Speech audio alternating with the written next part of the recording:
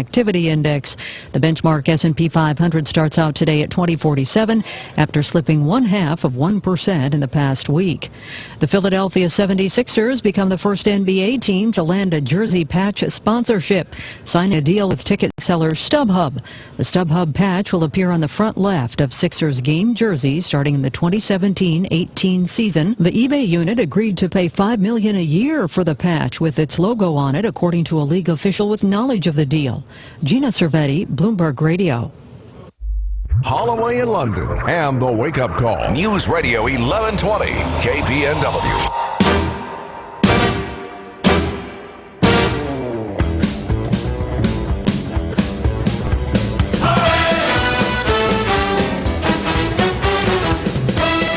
This is good bumper music for a Monday. Grab somebody and start swinging.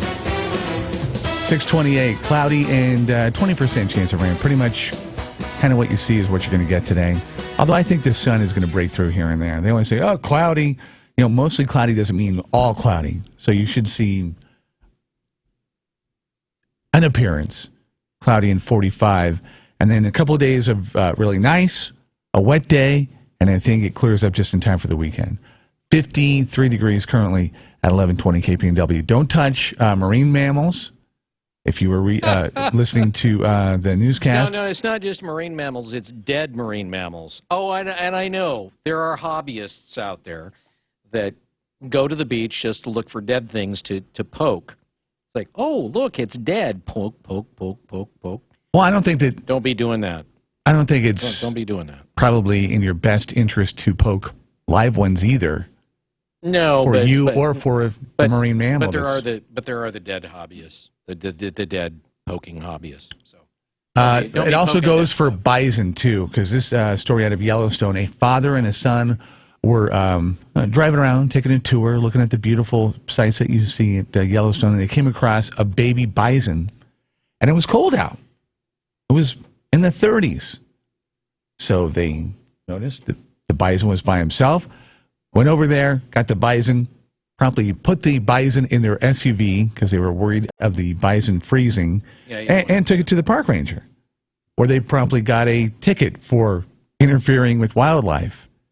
And you're sitting, but there's no jacket, there's no muffler, no scarf.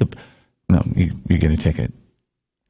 I have a feeling, and I know we haven't said where your son is going to be positioning himself, but if we could do a regular segment on what I bet you could find some pretty, where he would witness some pretty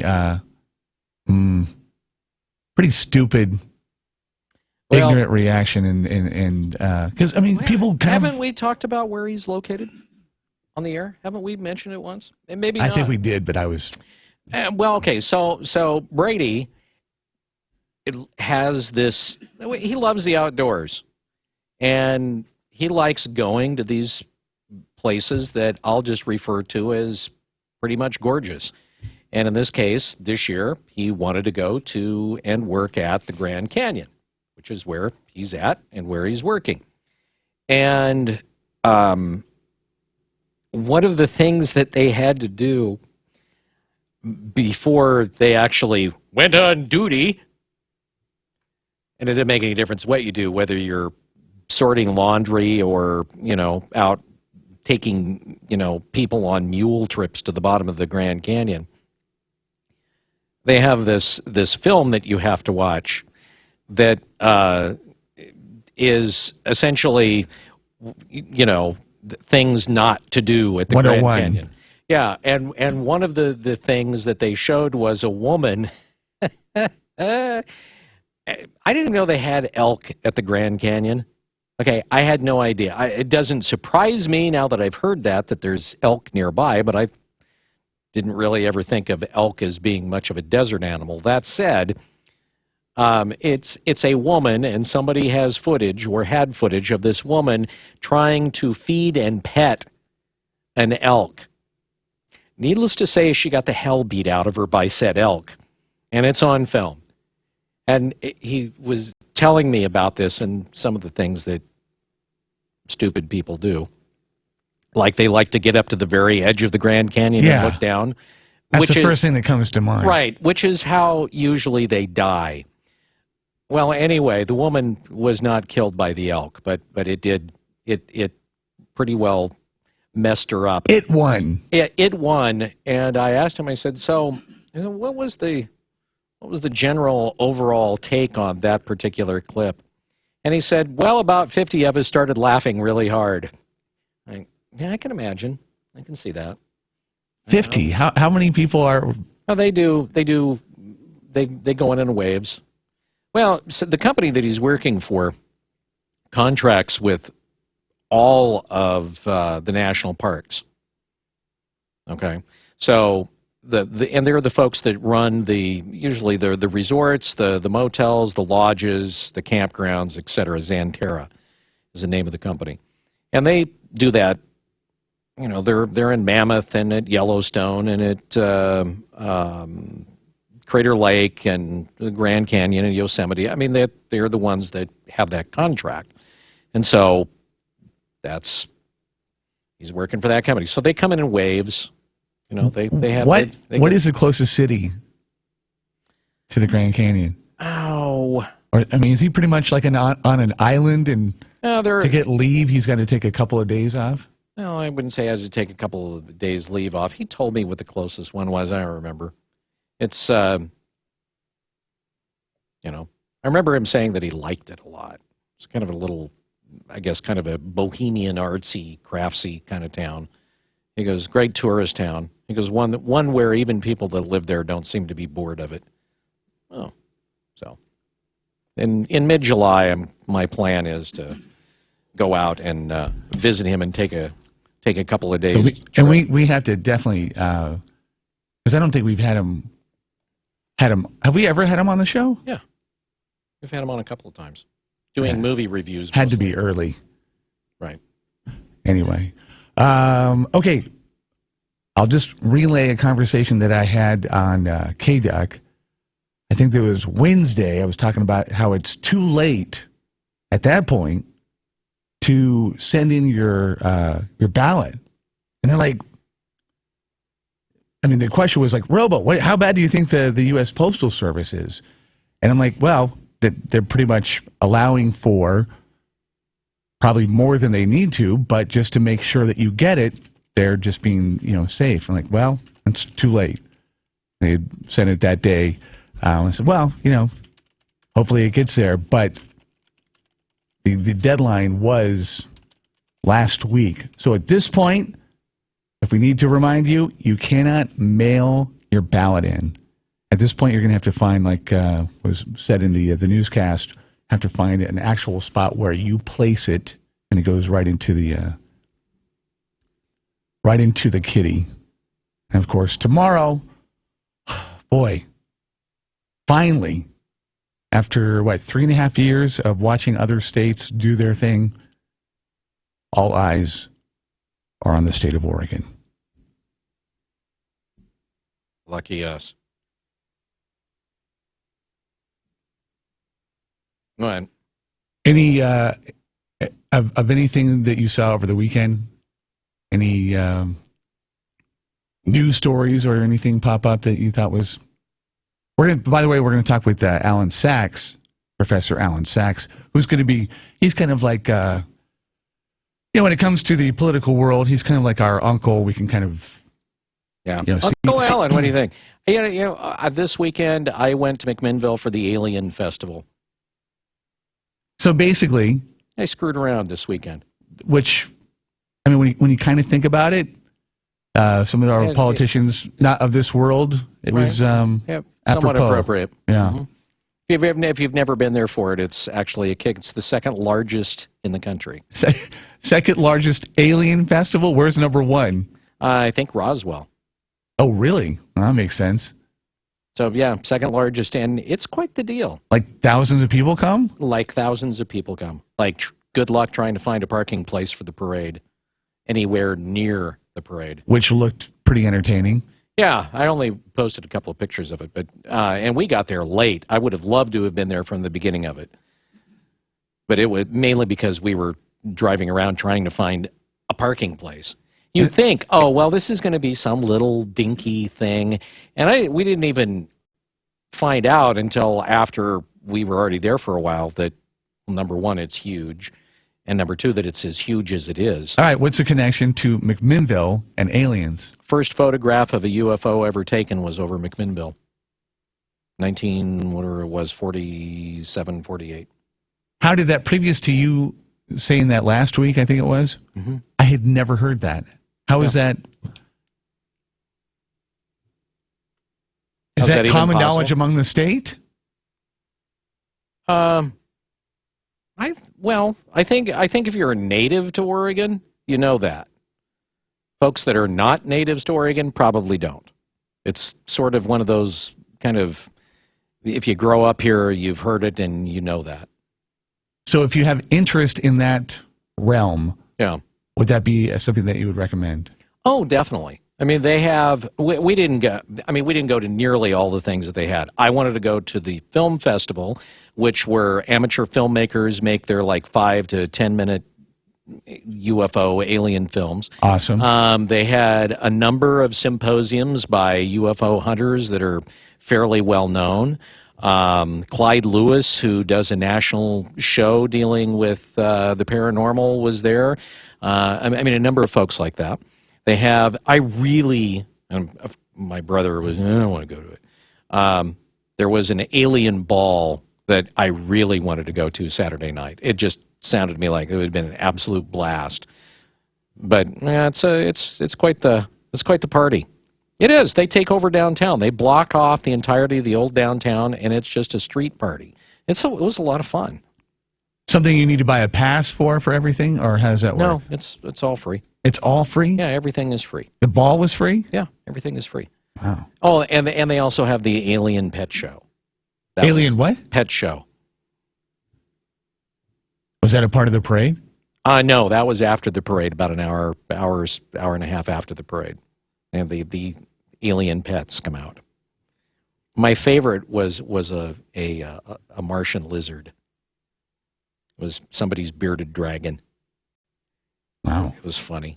All right, we got a break. Sir Alan Sachs, or a professor, whichever you prefer, is going to come up next and chat with us on 1120 KPNW. Jim Olson with Olson's Auto Glass. I'm the third generation to run the business. Started in 1938 by my grandfather, E. Olson. What defines us, separates us, is I think the quality of our work. We strive for excellence in every car we do. We try to use the best quality products available. Cars, trucks, SUVs, all that sort of thing. We can do the glass in all of them. That's our main focus, is auto glass and safety of the vehicle. Our website is olsonsautoglass.com. Our address is 2041 West 7th Avenue. Phone number is 541-342-7773. For the all-new John Deere riding mowers, tractors, and side-by-sides, think Ramsey Waite. Make tracks to Ramsey Waite for John Deere lawn tractors and zero-turn mowers.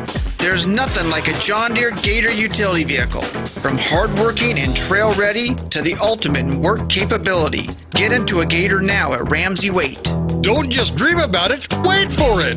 Ramsey Waite. Open Monday through Saturday. Franklin Boulevard, Glenwood. Online at RamseyWaite.com. Our family is outdoors all the time. We don't sit still very often. We live in the country. We're always running to basketball, soccer, games, and practices. Anything we can do to reduce surprises helps us get through a day. We want to do what we love, worry-free, and that's where FireMed comes in. Being FireMed members gave us one less thing to worry about. So being FireMed members has always made sense to us.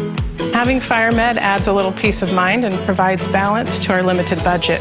We FireMed for life on the farm. We FireMed for family. We FireMed for financial stability. We FireMed for anything life brings. Did you know that for just $65, FireMed covers your household for an entire year? That's less than $6 per month. A single emergency ambulance can cost $1,800, even with good insurance. No wonder more than 30,000 households FireMed. So why do you FireMed? Join today at firemed.org.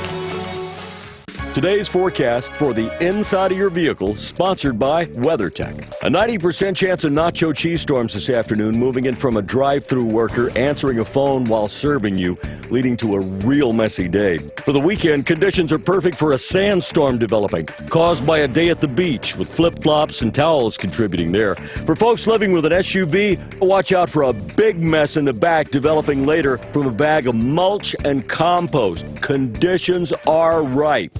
Spills, mud, dirt, and sand can ruin the floor of your car, truck, or SUV. The best way to protect your vehicle's floor is with WeatherTech floor liners and cargo liners. Made of the highest quality materials and laser measured, WeatherTech floor liners are specifically designed for your vehicle. And they're made in America. Protect yourself from the elements inside your vehicle. Order yours today at WeatherTech.com or call 1-800-CarMats. WeatherTech. Complete protection, completely American made. KPNW weather brought to you by Ramjack West. Do you have foundation problems? Ramjack can fix that. Get your free quote at ramjackwest.com. Good day to you and yours. This is Megan Shem with NBC 16, bringing you some weather today in Eugene. We have a high near 67, a low near 44. Winds coming out of the northwest, 5 to 10 miles per hour over the afternoon, and mostly cloudy skies throughout the day. But throughout the week, you'll see it clear out just a little bit more. On Tuesday will be the nicest day. You'll see some sun peeking out, and then a low front will come down from Alaska, where you'll see a bit of rain and some cloudy skies picking up on Wednesday night all the way into the work week and potentially continuing into the weekend. Hope you guys have a great rest of your day. Join parents and experts at understood.org, a free online resource about learning and attention issues designed to help you help your child thrive in school and in life. Understood.org, because understanding is everything. Brought to you by Understood.org and the Ad Council. This is your wake-up call. Bring it down a couple of notches, because you're a little too happy. Holloway in London on News Radio 1120 KPNW. News Radio 1120 KPNW. 6:43. Joining us on the wake-up call this morning. Hey, look who's here. It's Professor Alan Sachs. We've invited him on as we get ready to roll into our own version of the primary here in Oregon. That'll be happening tomorrow. And Professor, thanks for being with us. We appreciate it. Thank you so boy. Much. I opened up by saying Oregon's having a primary today, and I was corrected absolutely by saying, no, it's tomorrow. But I think it should have been today. Okay, well, that's fine. Well, it should have been today. I agree. It should have been today. Solves that. Let's just get it out of the way as soon as possible. So we know what kind of weekend you had because you don't know what day it is. So that's right. It's been a wild weekend. That is true. Yeah. Okay, so a couple of things over the weekend. Well, first off, you've had Elizabeth Warren, who now a lot of people are saying, she's going to be Hillary's running mate because, well, they can actually get, at least they being, the more liberal of the progressives, love Elizabeth Warren, even though they can't stand Hillary. Word that she's going to be the presumptive vice presidential pick for Hillary. She was on the tack against Donald Trump and the media in general over the weekend, trying to beat Trump up over a New York Times article that says that the guy is a sexist pig. So she is a bulldog. Elizabeth Warren, United States Senator, very liberal from the state of Massachusetts, by her own admission or comments of American Indian ancestry. That served her well at Harvard as a professor, I guess, under affirmative action.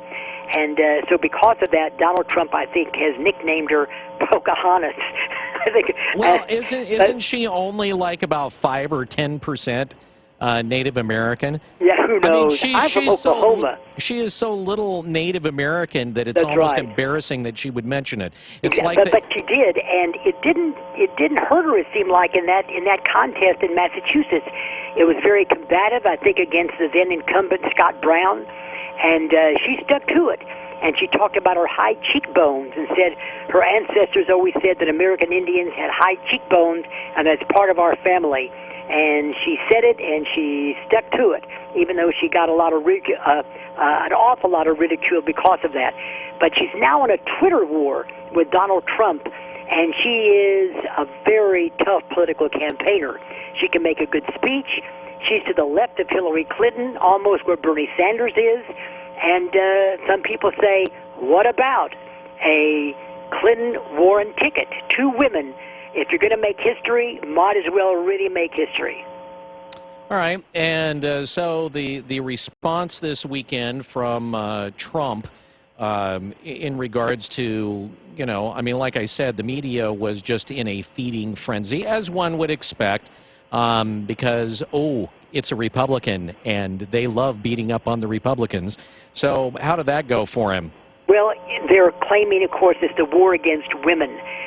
More of that this morning. The New York Times came out with an article talking about Donald Trump and his, quote, in quote marks, abuse of women. But one of those women, it was on Fox Television this morning, who was mentioned that New York Times story as being abused by Donald Trump, said that wasn't true at all. He was a very kind and gentle person. He was a gentleman. That's her words. And that the New York Times completely misquoted her.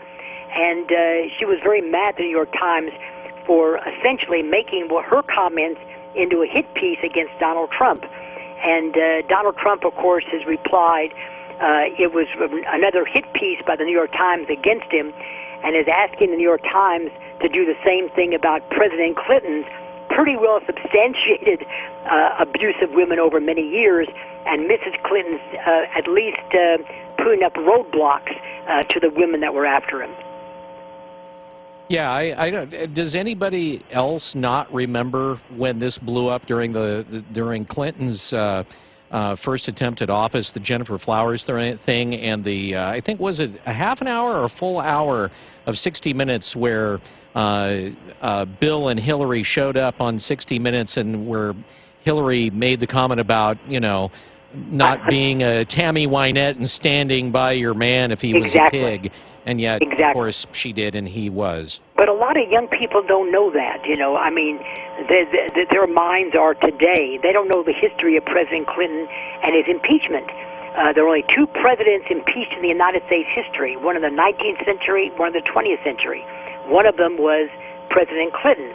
Neither one was removed from office. The other, of course, was Andrew Johnson in the 19th century. Neither was removed from office, but they were impeached in the House of Representatives. But they were not convicted in the U.S. Senate as the United States Constitution demands or implies. But people have a short memory. And a lot of people, I think, after the charges have been made, they just say, well, what the heck, we know what President Clinton was, let's go on with it, and it's not his wife, it's not Hillary Clinton, who stands by him very, very strongly to this day. All right. Professor, we appreciate you joining us on the Wake Up Call. Have a great rest of your day. It's 6:50, News Radio, 1120 KPNW. Well, you can pretty much tell what the talking points are going to be for the next 5-6 months, can't you? Yeah, pretty much. You got it figured out now what they're going to be. I think we're all pretty much on the same page. I know where you can tell where this is going. And what is going to be introduced that they are tirelessly 24/7 trying to investigate and come up with that we don't know about. This is what we have at this present day, but that they are just burning the candle to try to get more crud. How can we get him? That's going to be the modus operandi. How can we get him? I don't think anybody is going to spend as much time trying to. I mean, even though Hillary has got the mail server, the head of the FBI, she had said that the investigation is just a security check, and the head of the FBI, Comey, comes out and says, we don't even have anything that's called that. This is a criminal investigation. But she made it sound like, it's just simply a security check. They're just doing a security check, security investigation. Yeah, right. I mean, there's so many things that you could bury Hillary with, but do you think that the media is going to take the time to do that? It doesn't make any difference whether you like Trump or not. The question is, do you think that they're going to give equal time to essentially attacking or exposing Hillary as they're going to for Trump. Nah, don't think so. Not going to happen. 6:52 now, News Radio 1120 KPNW. Don't forget, coming up this Thursday, we have another Thirsty Thursday. We're going to be at Sam's on Franklin, which was the scene of our first Thirsty Thursday of the spring. We're going to be back out there again this month and this coming Thursday. And, Weird Al Yankovic tickets. We're going to have some Weird Al tickets to give you. That'll be fun. And I think next week we'll have our interview with Weird Al. I will announce it now. So, anyway, be listening for it here on the Wake Up Call. Cloudy and 52 currently.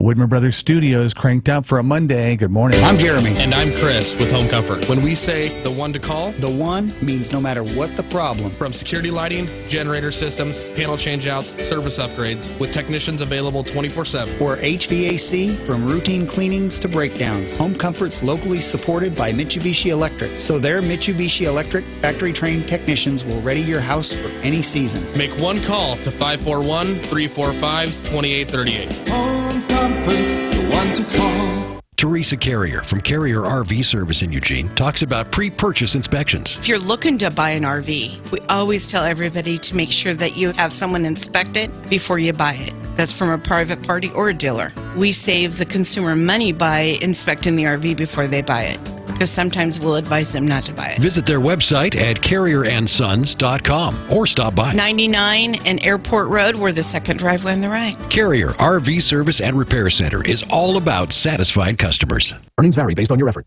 Do you want to learn how to make money flipping houses right here in Eugene? If so, we have an amazing opportunity for you. We're looking for a small group of motivated individuals to join our real estate investing team. You'll learn our simple 3-step system for flipping homes right here in the local area. This is Than Merrill, star of A&E's hit TV show Flip This House. My team and I are looking for a handful of people in the Eugene area who want to learn how to make money flipping houses in your spare time using other people's money. Eugene is a perfect market for my system, and next week I'm holding a free 2-hour educational workshop where you will learn how to make money flipping homes and how to build long-term wealth with income properties. To get 2 free tickets to Than's workshop, call 1-800-339-3418. Seating is extremely limited. Call in the next 10 minutes and you'll also reserve a free copy of Than's Money for Deals Guide. That's 1-800-339-3418. That's 1-800-339-3418. Get set to save now at Mid-Valley Tractor, your local Kubota dealer. Take command of your lawn care needs with a new Kubota Commander zero-turn mower. Get commercial-grade performance and a full 4-year factory warranty at a price you can afford. Now during the Get Set to Save sales event, get a special introductory price of $38.99 and 0 down and 0% financing for 36 months. Now through June 30, 2016. Call toll-free 1-800-794-4992 for details about cost and terms. Great prices, great products from people you can trust. Mid-Valley Tractor on Highway 99. Michelob Ultra is more than a superior light beer. It's taking in all life has to offer, like catching a wave or biking a long trail. And when you're done, you reach for a cold Michelob Ultra. Fewer carbs, fewer calories, more to look forward to. Michelob Ultra. Long live the ultra life. Enjoy responsibly. Michelob Ultra Light Beer, 95 calories, 2.6 carbs, 0.6 grams protein, and 0 grams fat per 12-ounce serving. Anheuser-Busch, St. Louis, Missouri. We're all part of your community. We all play a role in keeping our community safe. So protect your every day. If you see something suspicious, say something to local authorities. The Bloomberg Market Report, sponsored by Pacific Continental Bank, serving your business and community in Eugene for over 40 years. This is a Bloomberg Market Minute. Stocks are rising in early trading as oil moves higher this morning. The Dow is up 26 points, 17,563. The S&P 500 is ahead almost 4, or about 0.2% at 2050. And the Nasdaq is up 13 points at 47.31. Crude oil is higher by 3% at $47.62 a barrel. USA Today publisher Gannett is escalating its hostile takeover for Tribune Publishing, raising its all all-cash offer for the owner of the Chicago Tribune and the LA Times to about $864 million. The new $15 a share bid is 22% more than the bid Gannett offered on April 25th. And Tribune Publishing is surging on this news. Shares now up almost 21%. Gannett is down just about 1%. This is a busy week for economic reports, including updates on consumer prices, a few housing market reports, and the weekly jobless claims. Gina Cervetti, Bloomberg Radio. A couple of weeks after the New York Times was hit with a lawsuit for age and race discrimination, they're making more news. And here it is fit to print. There is widespread pay discrimination at the so-called paper of record. The Politico reports on a new study released by the News Guild of New York. That's the union that represents people who work there. And guess what? White men at the paper are paid better than women and minorities. Among the New York Times employees, minorities make an average of 10% less than white guys. Women make an average of 7% less than the white guys.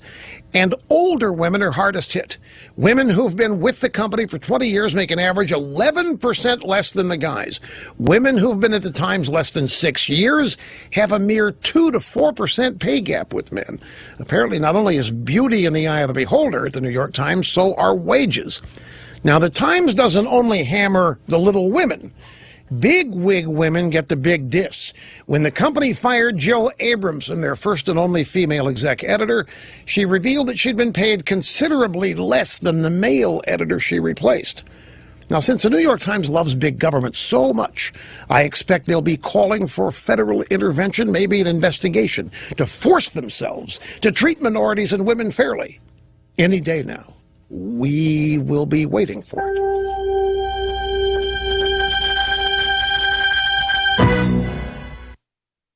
Hey, you getting a new phone? Well, you're not alone. You know, every 2 seconds, one of us accidentally breaks our phone. So protecting the phones in your family, it's a smart idea.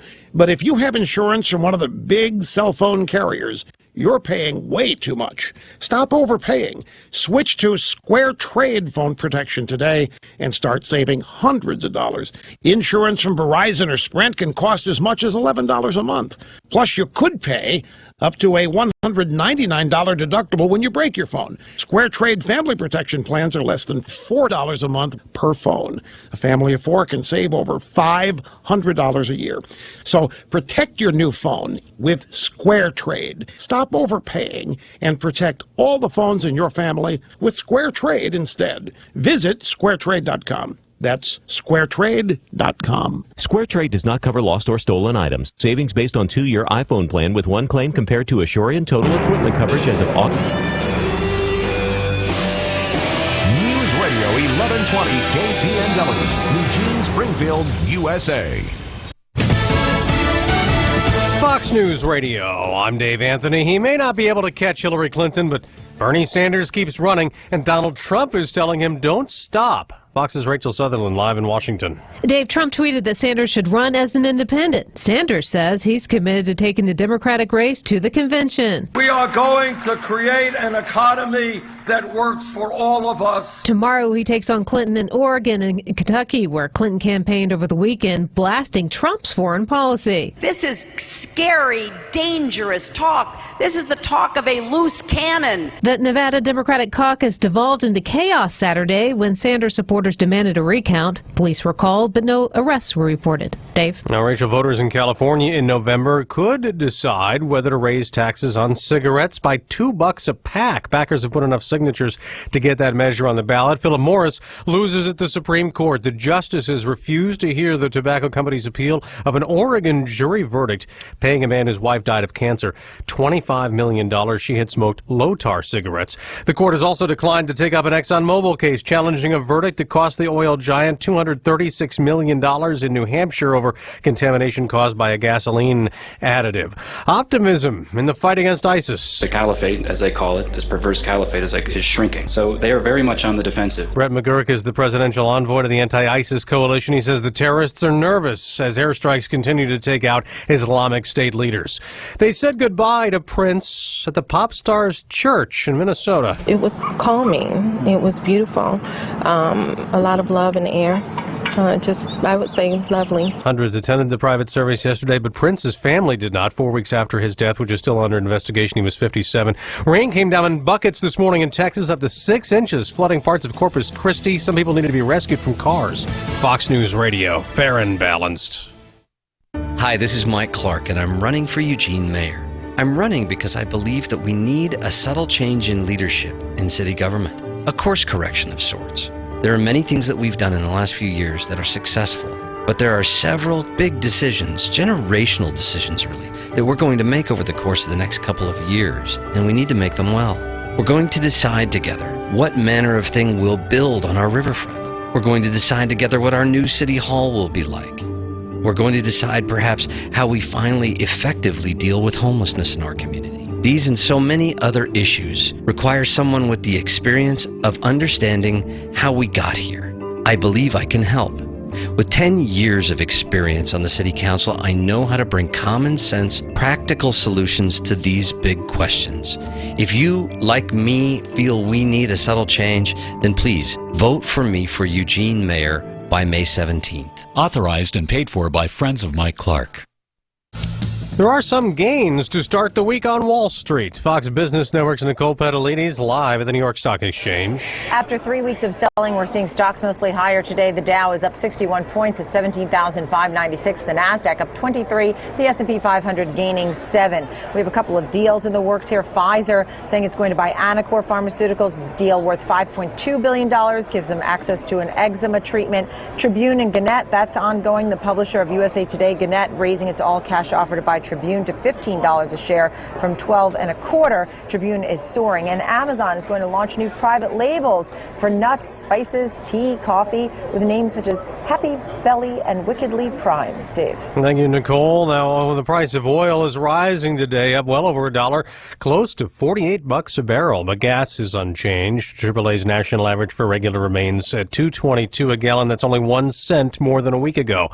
Coming soon to a basketball court near you. Billboards that can dunk. Dead last in the overall NBA standings this season, the Philadelphia 76ers are first to get in on selling ad space on their uniforms. Beginning in the 2017-18 season, Sixers jerseys will include a patch near the left shoulder for StubHub, which is owned by eBay. Reportedly, it's a 3-year deal worth $5 million per season. Half of the money generated goes to the teams to be split in a revenue-sharing pool. The other half will be split with the players and help raise the NBA salary cap.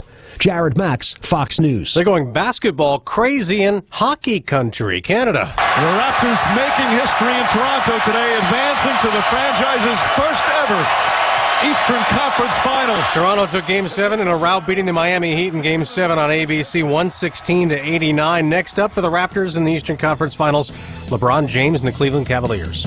I'm Dave Anthony, Fox News Radio.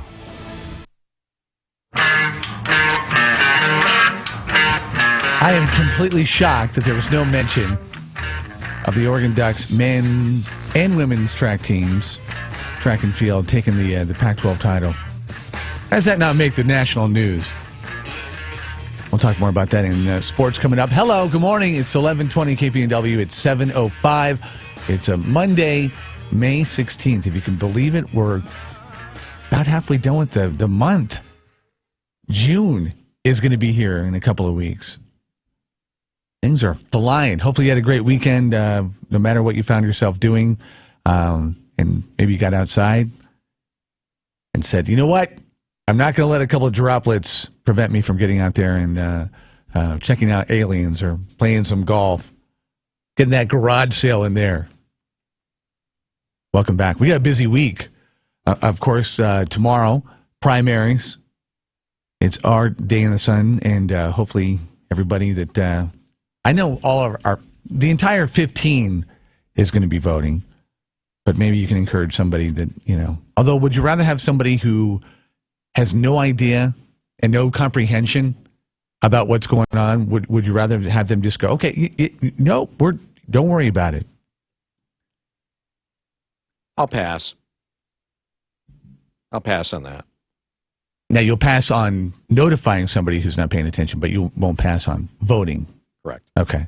And then, of course, later in the week, we got a Thirsty Thursday, and We got our auction coming up on Friday to benefit the Honor Flight crew, who, by the way, just happened to have one of those honor flights over the weekend.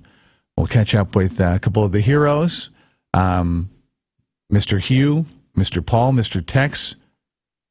I could spend hours more with them. We got to spend a couple of hours. They were nice enough to come out to Shredfest at the Delta Oaks Walmart last week, and we raised some good money for the Honor Flight crew.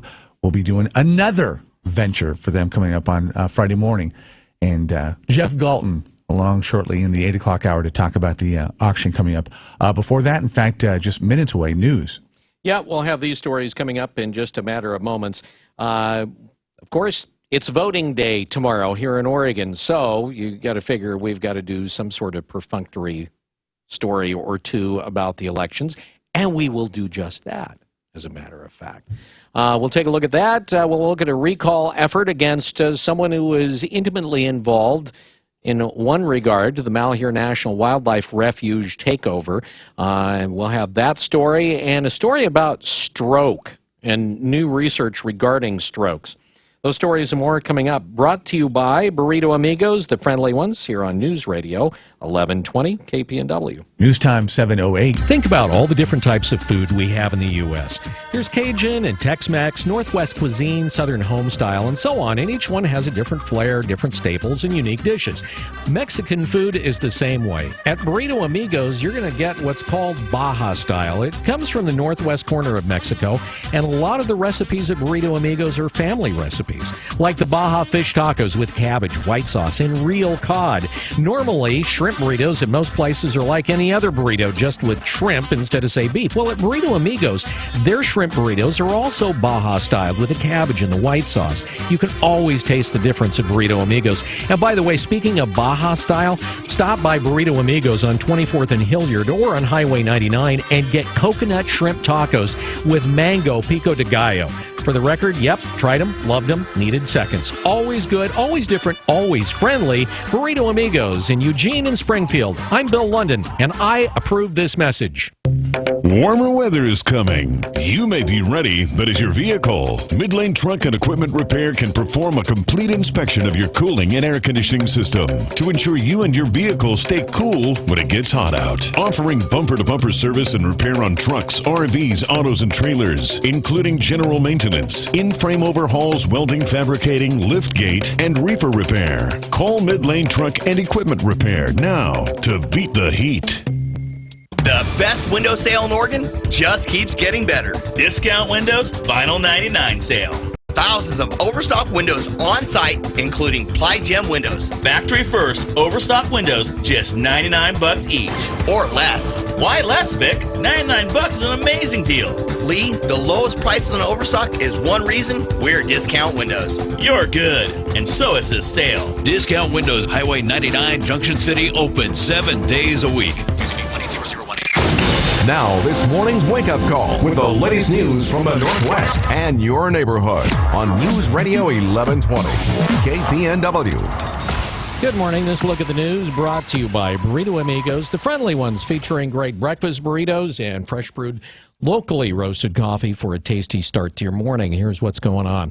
A man died from a fire inside a duplex early Saturday morning. Eugene Springfield Fire Department responded to the report of a house fire at 161 19th Street in Springfield. A neighbor actually saw the fire shortly after midnight. She's the one that called 911. Allison Locke also then helped a woman escape the fire. She tried to help a man who died as well, but could not reach him. The apartment was a total loss. Investigators say a discarded cigarette started the small, slow, smoldering fire. They also say there were no working smoke alarms found inside that residence. Well, it's a scam that just seems to continue morphing. Started off with emails, then it led to phone calls. Now con artists have tried using the IRS in a new way to rip people off. One grifter has taken the scam to a new level in Eugene by showing up in person, claiming to be a police officer. Friday night, a Eugene man received a phone call from a man who said that he was a policeman. The victim was threatened with arrest if he didn't meet the officer outside near 14th and Hilliard. Once outside, the fake officer threatened the victim a second time if he didn't purchase a gift card. The suspect is described as a Middle Eastern man in his 30s, 6 feet tall, with a thin medium build. He was wearing a gray shirt and had a thick accent. Police say the IRS would never call someone and demand payment, nor would they send someone showing up at the house. If you have a similar encounter or receive a similar call, contact EPD immediately. South Lane County Fire and Rescue say a man is in serious condition after crashing into a power pole. Crews responded to the accident on Highway 99 between Latham Road and Kennedy Lane on Sunday. The vehicle sheared the power pole in half and partially ejected the driver. They say multiple live wires from the power pole covered the vehicle, delaying the rescue. The driver was transported to Riverbend Hospital. Highway 99 was partially closed as medical crews and the power company worked to remove the live wires and remove the driver from the car. The power was out for several hours south of that crash. Well, a Harney County commissioner could face a recall election over his opposition to the takeover of the Malheur National Wildlife Refuge. Brad Ford reports. Harney County Court Judge Stephen Grasty strongly opposed a takeover of the Malheur National Wildlife Refuge. The Oregonian reports a recall petition has been filed with the Secretary of State. Petitioners say they gathered 566 signatures, and if 444 of those are determined to be valid, Grasty can either resign or submit a statement of justification, which is then printed on the ballot. Grasty says he was elected to a 6-year term, and he plans to continue unless the people decide it should become less. Grasty announced before the occupation that he did not plan to seek re-election. Brad Ford, KPNW News. Well, Oregon's primary election is tomorrow, and Democratic candidate Bernie Sanders says he has a good chance at winning Oregon. If the voter turnout is high, we are going to win in Portland and win in Oregon. And if we win in Oregon, it will be an important step forward for us to win the nomination. Julian Shoney with Hillary Clinton's campaign in Oregon agrees that Sanders has gained many supporters here. We're going to be working very hard between now and Election Day and to get every vote and every delegate we can for Hillary. But I would not be surprised if Mr. Sanders wins. Shoney says she expects that Hillary Clinton will win the overall Democratic nomination for president, but you should expect that because she works for Hillary. The deadline for you to drop off your ballot, if you haven't already sent it in, is 8 p.m. tomorrow night. The mail-in voting deadline passed last week, and now all you can do is drop off your ballot in a drop box. Ballots will not be counted unless they're submitted by May 17th. The state has a drop box locator online that runs a search based on your address, but a few places that you may go to that happen to be here in Lane County. As a reminder, you can drop them off at the Lane County Elections Office. You can also drop them off at Lane County Public Works. You can drop them off at the library. You can also stop by the University of Oregon at the EMU and drop off your ballot there. If you happen to live outside of the Eugene area, well, just about every single city hall is going to be collecting ballots, as will most public libraries. Well, voter turnout is usually pretty tepid during the primary season compared to the November general election, but this year has been a wee bit different considering the wild presidential race and the unexpected popularity of Donald Trump and Bernie Sanders. In Oregon, about 160,000 voters proactively took steps this year to make themselves eligible to cast a presidential ballot for the primary tomorrow. But it's also stirred some frustration over the primary system, and mainly because some states, like Oregon, have large groups of nonpartisan voters that get excluded from the primary. And, of course, there's the superdelegates who don't have the views aligned with their electorate. In other words, they're bought and paid for by candidates like Hillary Clinton. About 30% of Oregon's 2.3 million registered voters aren't allowed to cast a presidential ballot because they haven't chosen a side. And they can't vote for partisan races like governor or secretary of state during the primary. A poll conducted by Oregon Public Broadcasting shows Salem Dr. Bud Pierce is leading Hillsborough businessman Alan Alley in the Republican primary for governor. The poll of 324 likely Republican voters gives Pierce a tentative 25 percentage points, which is about 3 points ahead of Alley. 3 other candidates are in the race, but they're polling at 5% or less. And I know you're saying to yourself, but wait a minute, that doesn't add up. You're right. It's because 36% of the respondents say they don't know which of the two they want to vote for. The poll's margin of error is about 5.7%, give or take.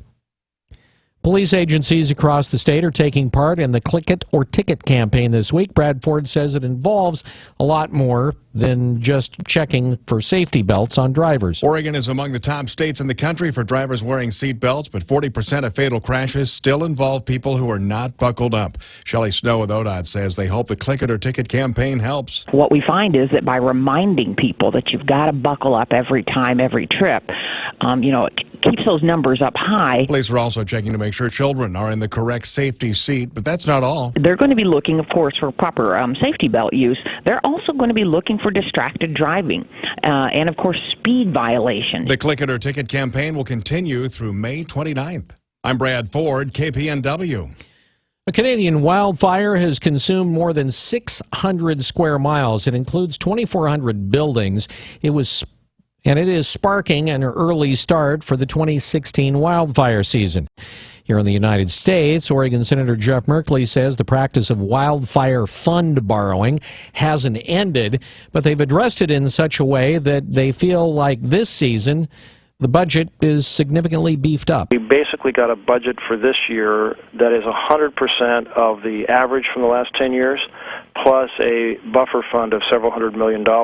Merkley says with the extra funding, it's much less likely that the Forest Service will have to borrow from its wildfire prevention program to fund fighting fires.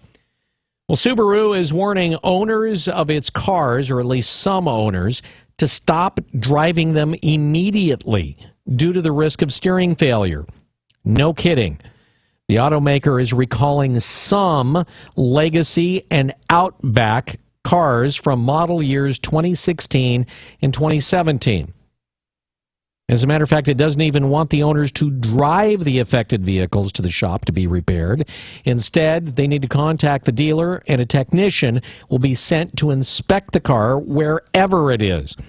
And the issue itself isn't with the power steering, but with the steering column itself, which can fail.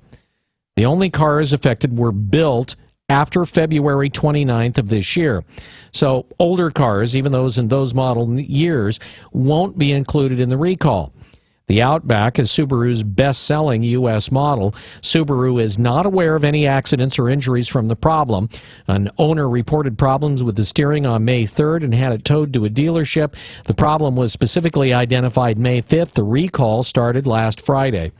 Medical researchers have good news and bad news on strokes in the U.S. Brad Ford says there's one particularly disturbing stat. A new study in the Journal of the American Heart Association reveals a 20% drop in the number of older people hospitalized for stroke between 2000 and 2010. But we are seeing the rate of stroke going up in younger adults and in African Americans. OHSU neurologist Dr. Hermosa Bozer-Shami says there's been a 44% increase in stroke among people ages 25 to 44. One reason for that could be just access to care. Unlike older people, they don't get regular screenings for risk factors like high blood pressure and obesity. Substance abuse and contact sports are added risk factors. The good news?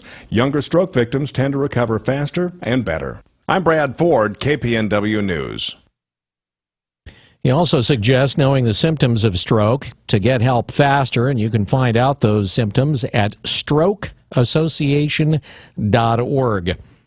And a dead whale washed ashore on the beach in Bandon over the weekend. The juvenile gray whale was found on the beach between Devil's Kitchen and China Creek. Jim Rice from the Hatfield Marine Science Center took samples of the whale and said that it most likely died from a killer whale attack. Instead of blowing up the carcass, which has happened here in Oregon, they decided to bury it over the weekend.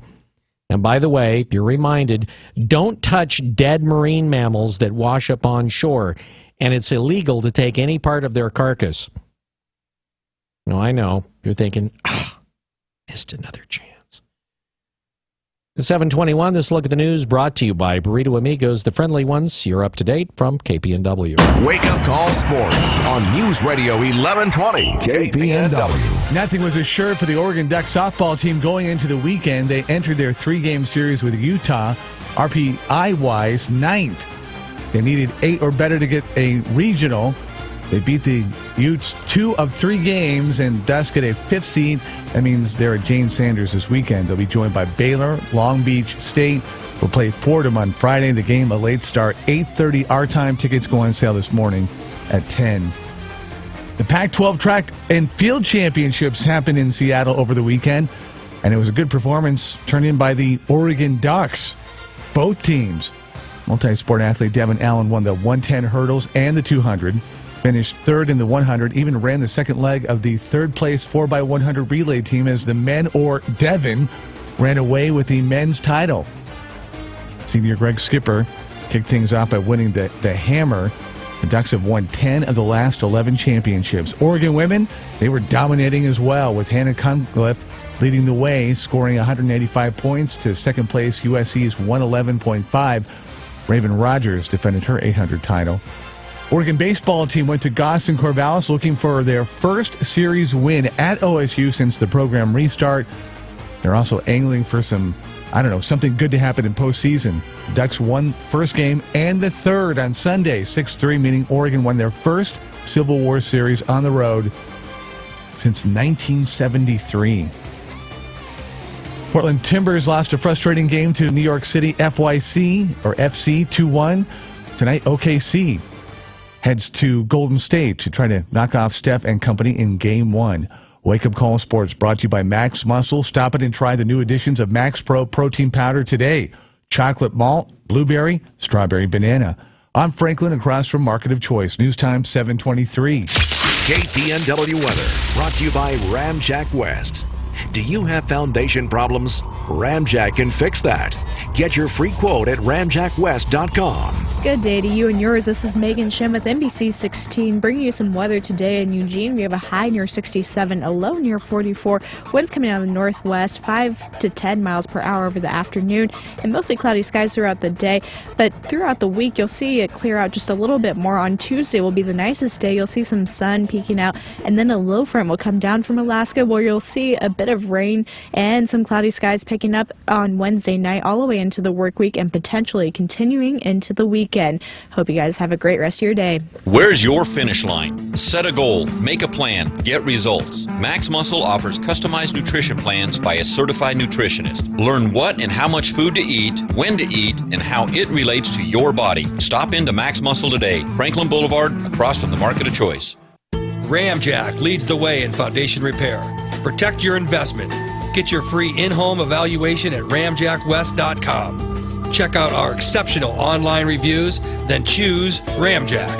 CCB 146906. Hi, everybody. This is Don Essig with today's Motivational Minute, brought to you by Builders Electric, providing smart electrical service since 1960. So much in this world has been created, developed, and perfected because of this wonderful quality in life called imagination.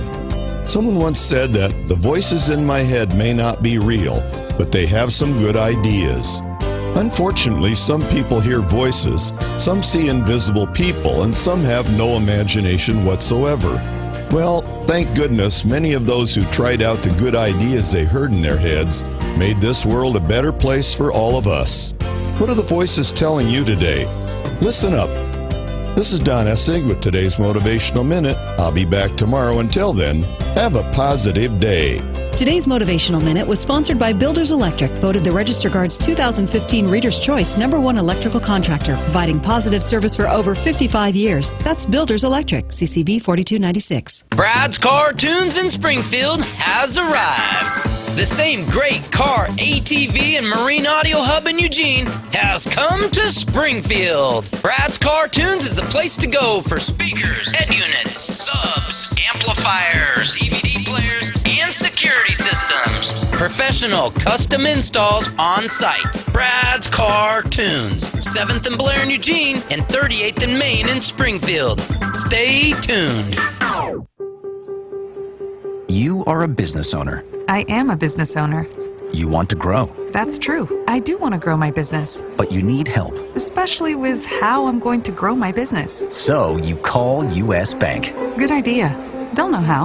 Our custom solutions give you what you need to expand. That's just what I need to expand. Add a production line. Wow. Can you believe that production line? Give you operating capital. Can't operate without operating capital. And help your business grow even more. I think I'm going to need a bigger office. With a business banker there by your side every step of the way. Maybe I should start another business. Visit your local U.S. Bank branch or usbank.com/quickloan today. U.S. Bank, the power of possible. Equal housing lender. Credit products offered by U.S. Bank National Association and are subject to normal credit approval and program guidelines. See your banker for details. Deposit products offered by U.S. Bank National Association, member FDIC. The Wake Up Call with Holloway in London on News Radio 1120 KPNW.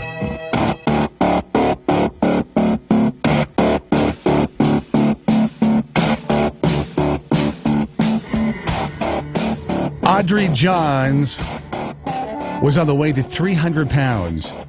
She was riding the roller coaster and tried every diet she could. No success. Her book is called Lose Weight by Eating, published by William Morrow, implied that she was able to get the upper hand. She joins us now to talk about it. Audrey on the Wake Up Call. Audrey, great to have you. Hey, Rob. Thanks so much for having me on. Absolutely. Let's talk about the epiphany that you had in 2011. What was that day like when you actually started making positive strides? Because up to that point, you really hadn't. Yeah, like you had said, I had tried almost every diet out there. I had spent a fortune trying to lose weight, and I was nearing the 300-pound mark. I was completely broke, and I just, I was so frustrated. I figured I have to figure this out for myself. And I found the clean eating movement, and I read up on it and thought, okay, well, I'm going to try out just giving up diet sodas for a week and kind of see how this works. And that very first week, I lost 10 pounds without changing anything else. And I thought, okay, is this for real, or is this just a fluke? And so the next week I took it to the next level, and I gave up preservatives and, any kind of food with chemicals in it, and I lost another 9 pounds. And that was kind of when the light bulb went on, and I realized this is something sustainable. This is something that I can do. And then 11 months later, I was 150 pounds thinner, and I've kept it off for 4 years now. And I do it by eating amazing, delicious food. So do you mind telling us where you are on the scale right now? Right now, I'm about 128 pounds. I like to stay within 125 to 130. That's where I feel the healthiest. That's where I can still fit into most of my clothes. And I feel so healthy. I feel so good, and I feel like I can shop anywhere and wear anything that I want. You base your strategy on 4 pillars, like a 4-pillar attack. Can you talk about those? Absolutely. And I always like to say they're goals and not rules, because as soon as you have a rule in your life, you just want to break it. And so my goals for myself and for all of my readers are, 1, drink a lot of water. I actually recommend a gallon a day or as close to it as you can, because it will speed up your metabolism and keep you full. The second goal is to remove all processed foods and chemicals from your diet. So we're talking about the prepackaged foods, that kind of stuff. Next is move your body more. And I want to be really clear, I have a lot of people who cannot exercise, people who are disabled. And so I tell them, just kick butt at your physical therapy or walk a little bit more, or, if all you can do is sit on the couch and do dumbbell presses with soup cans, it's something. Just find a way to move your body more. And lastly, log all your calories and log everything you eat. And I know that sounds like homework, but I assure you it will help you hold yourself accountable. And then on a bad weight loss week, you can look back at the good weight loss week logs and go, oh, that's where I messed up. That's where I can change. That's amazing. What in a lot of things in your life, when you journal them down and kind of document it and see it on paper, much like a bank account, you can kind of see, okay, little kind of derailed here, but let's get back on track. Absolutely. And after about 6 to 8 months, you can stop counting your calories and writing everything down, because you will have memorized it. The average person eats almost the same meals every single week. Sometimes they swap in a few things, or sometimes, they make a chicken a different way. But most often we end up always purchasing the same things from the store. So by writing down everything and journaling all of your food, after just a few months you can stop doing it and then just revisit it if you hit a plateau, if you start gaining weight, or if you really want to speed up weight loss because you need to fit into a bathing suit or you have an event to go to. I have a quick question here. This is Bill. So my question here is, do you suggest, 3 basic meals a day? Are you one of those folks that think, well, it's better if you just have lots of little meals throughout the day as opposed to 3 big ones or 2 big ones?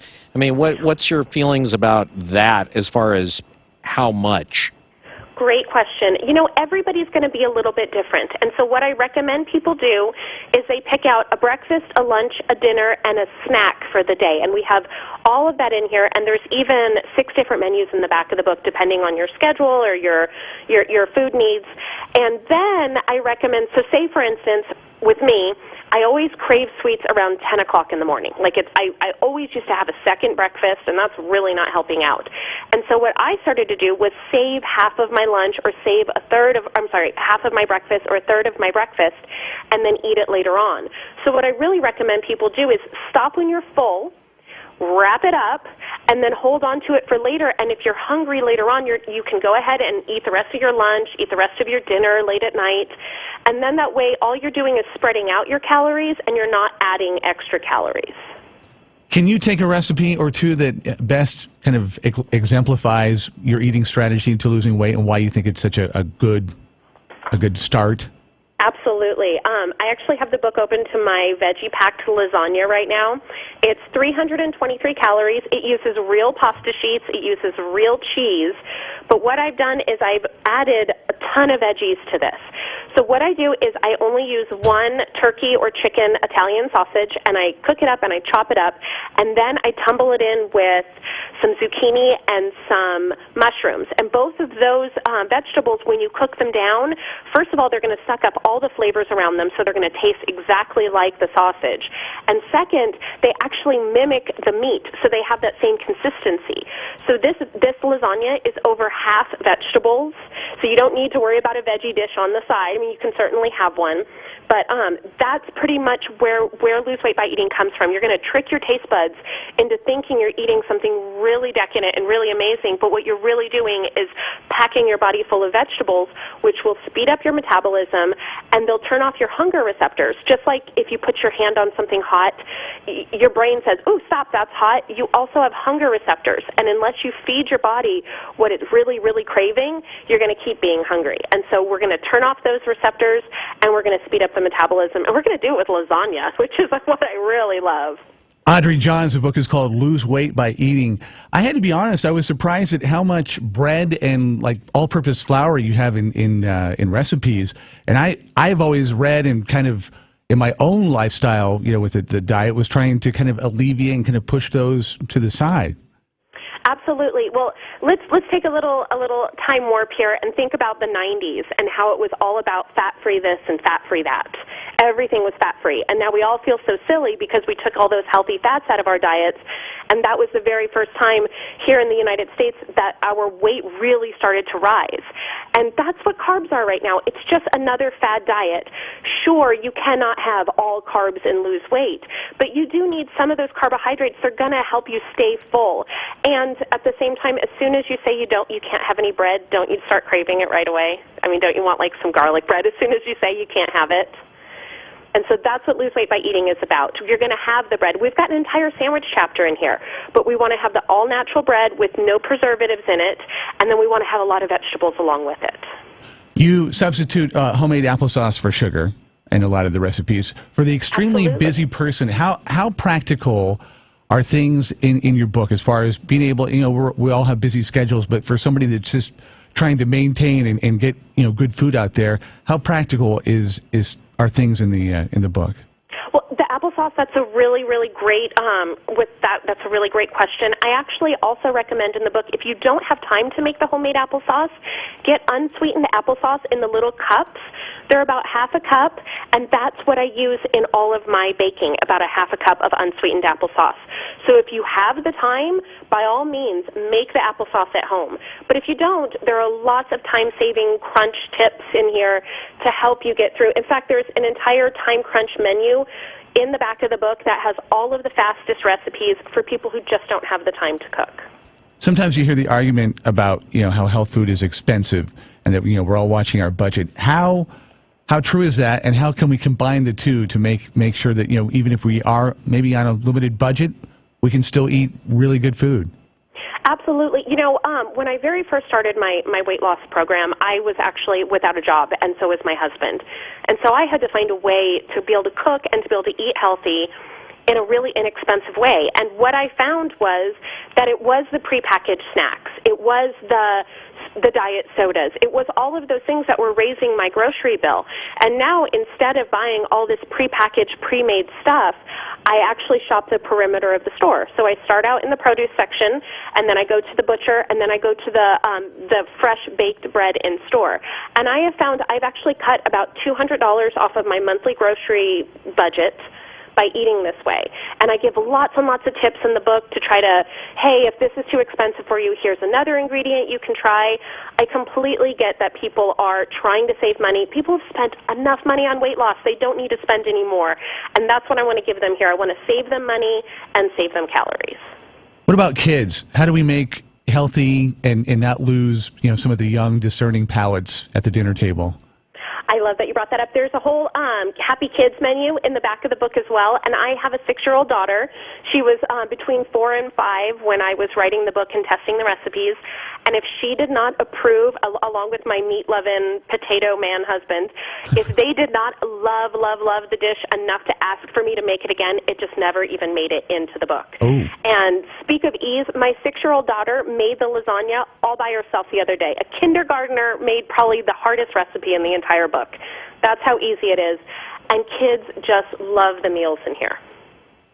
The photos are incredible, by the way. There's a couple of, I think the bake is probably going to be the first one, the salsa bake. I forget what it was called, but my mom's chicken and rice. Wait, I'm flipping to it. My mom's salsa and chicken bake. Yeah. My mom used to make this for me when I was a teenager, like whenever I had sleepovers. But of course, she would use the really gross, box Spanish rice, and that stuff is just so full of preservatives.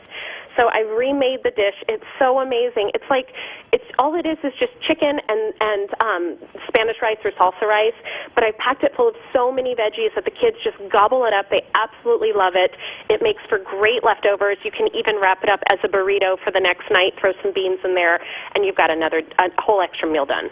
Audrey, before we let you go, for somebody out there who's got a major weight loss mission ahead of them, what's good advice and support that only could come from somebody like yourself who's been there? Well, my best advice is bring your body back to nature and let your body do the work for you. So stop eating food that comes from a laboratory. Start eating food that comes from the earth. And you can also message me anytime with any of your questions on Facebook at Lose Weight by Eating with Audrey Johns. I love to go over people's food logs, help them out, show them where they're going wrong, show them where they can go right. But really, my biggest thing is put down the diet sodas, put down the fake sugars and the preservatives, and just start eating all natural, and your body will take over and do all the work for you. Lose Weight by Eating, published by William Morrow. And where can you get the book? You can get it anywhere books are sold. Right now, it's only $15. It's a total steal on BarnesandNoble.com and on Amazon. Audrey, great to have you on the show. Thanks so much. Continued success, and we'll have you back. Thank you so much. You guys have a great day. Yeah, you too. Audrey Johns, again, Lose Weight by Eating on the Wake Up Call, KPNW. The Bloomberg Market Report, sponsored by Pacific Continental Bank, serving your business and community in Eugene for over 40 years. This is a Bloomberg Market Minute. Stocks are easing higher, the Dow up 92 points, the Nasdaq up 26, and the S&P up 9 as oil spikes and Apple shares jump on word that Warren Buffett's Berkshire Hathaway has taken a more than $1 billion stake.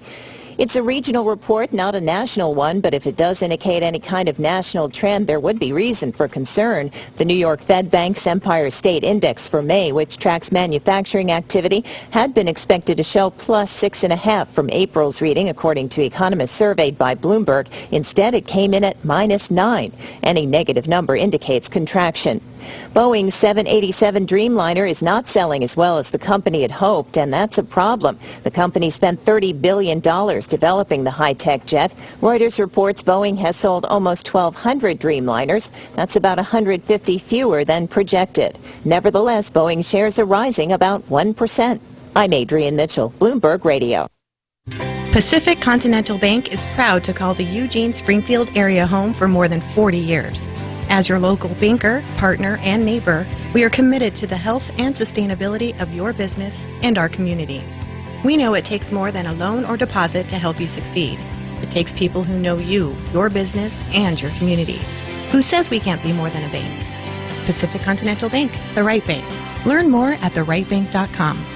Member FDIC. That's another home run for Oregon. Precision counts, whether it's a big game on the line or your quality of life. I had excruciating pain in my cheek and jaw, a condition called trigeminal neuralgia. My doctor recommended Sacred Heart Gamma Knife Center. The physicians used highly focused, precise radiation beams to target the nerve. Game over for Mary's pain in just a few weeks. If you have a brain tumor or episodes of severe facial pain, ask your primary doctor or specialist about Gamma Knife. Visit peacehealth.org/Gamma Knife to learn more. Earnings vary based on your effort. Do you want to learn how to make money flipping houses right here in Eugene? If so, we have an amazing opportunity for you. We're looking for a small group of motivated individuals to join our real estate investing team. You'll learn our simple 3-step system for flipping homes right here in the local area. This is Than Merrill, star of A&E's hit TV show Flip This House. My team and I are looking for a handful of people in the Eugene area who want to learn how to make money flipping houses in your spare time using other people's money. Eugene is a perfect market for my system, and next week I'm holding a free 2-hour educational workshop where you will learn how to make money flipping homes and how to build long-term wealth with income properties. To get 2 free tickets to Than's workshop, call 1-800-339-3418. Seating is extremely limited. Call in the next 10 minutes and you'll also reserve a free copy of Than's Money for Deals Guide. That's 1-800-339-3418. That's 1-800-339-3418. Are you hiring? Do you know where to post your job to find the best candidates?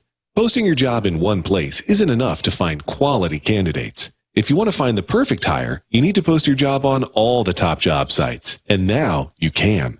With ZipRecruiter.com, you can post your job to 100-plus job sites, including social media networks like Facebook and Twitter, all with a single click. Find candidates in any city or industry nationwide. Just post once and watch your qualified candidates roll in to ZipRecruiter's easy-to-use interface. No juggling emails or calls to your office. Quickly screen candidates, rate them, and hire the right person fast. Find out today why ZipRecruiter has been used by over 400,000 businesses. And right now, listeners can try ZipRecruiter for free by going to ZipRecruiter.com/radiotalk. That's ZipRecruiter.com/radiotalk. One more time. To try it for free, go to ZipRecruiter.com/radiotalk. KPNW weather brought to you by Ramjack West. Do you have foundation problems? Ramjack can fix that. Get your free quote at ramjackwest.com. Good morning. This is Megan Shim with NBC 16. We'll give you a look at our temperatures here in Eugene. We have a high near 67 today, mostly cloudy skies. Winds coming out of the northwest, 5 to 10 miles per hour before the afternoon. A low at night will be 44 roughly. Partly cloudy skies with winds lining up after midnight.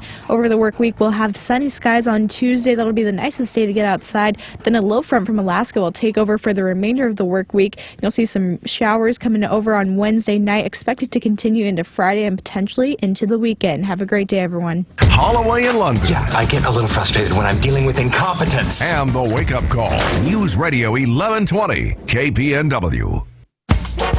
News Radio 1120 KPNW. Okay, so if you're one of those folks that is on the individual market for your health insurance, and in one case, at least that we know of, in Lane County, if we're actually statewide, this could even affect those that are getting insurance through their employer.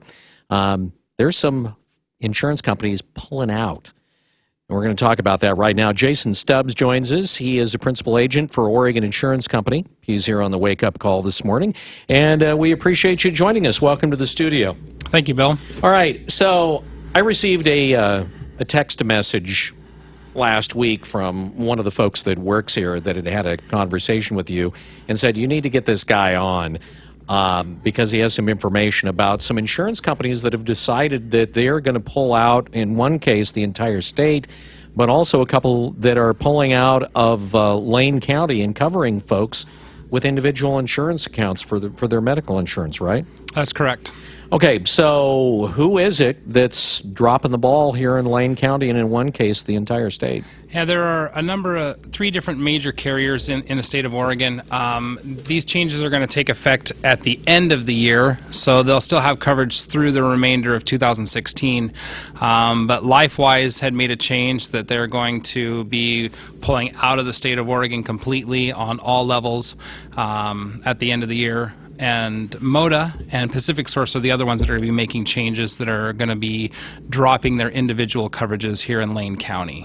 Okay, so LifeWise just saying goodbye. Where, how many states is LifeWise in currently? I mean, were they in all 50 or just West Coast? Or LifeWise was pretty much a West Coast, Oregon, Washington, some Alaska, and even Idaho and over there.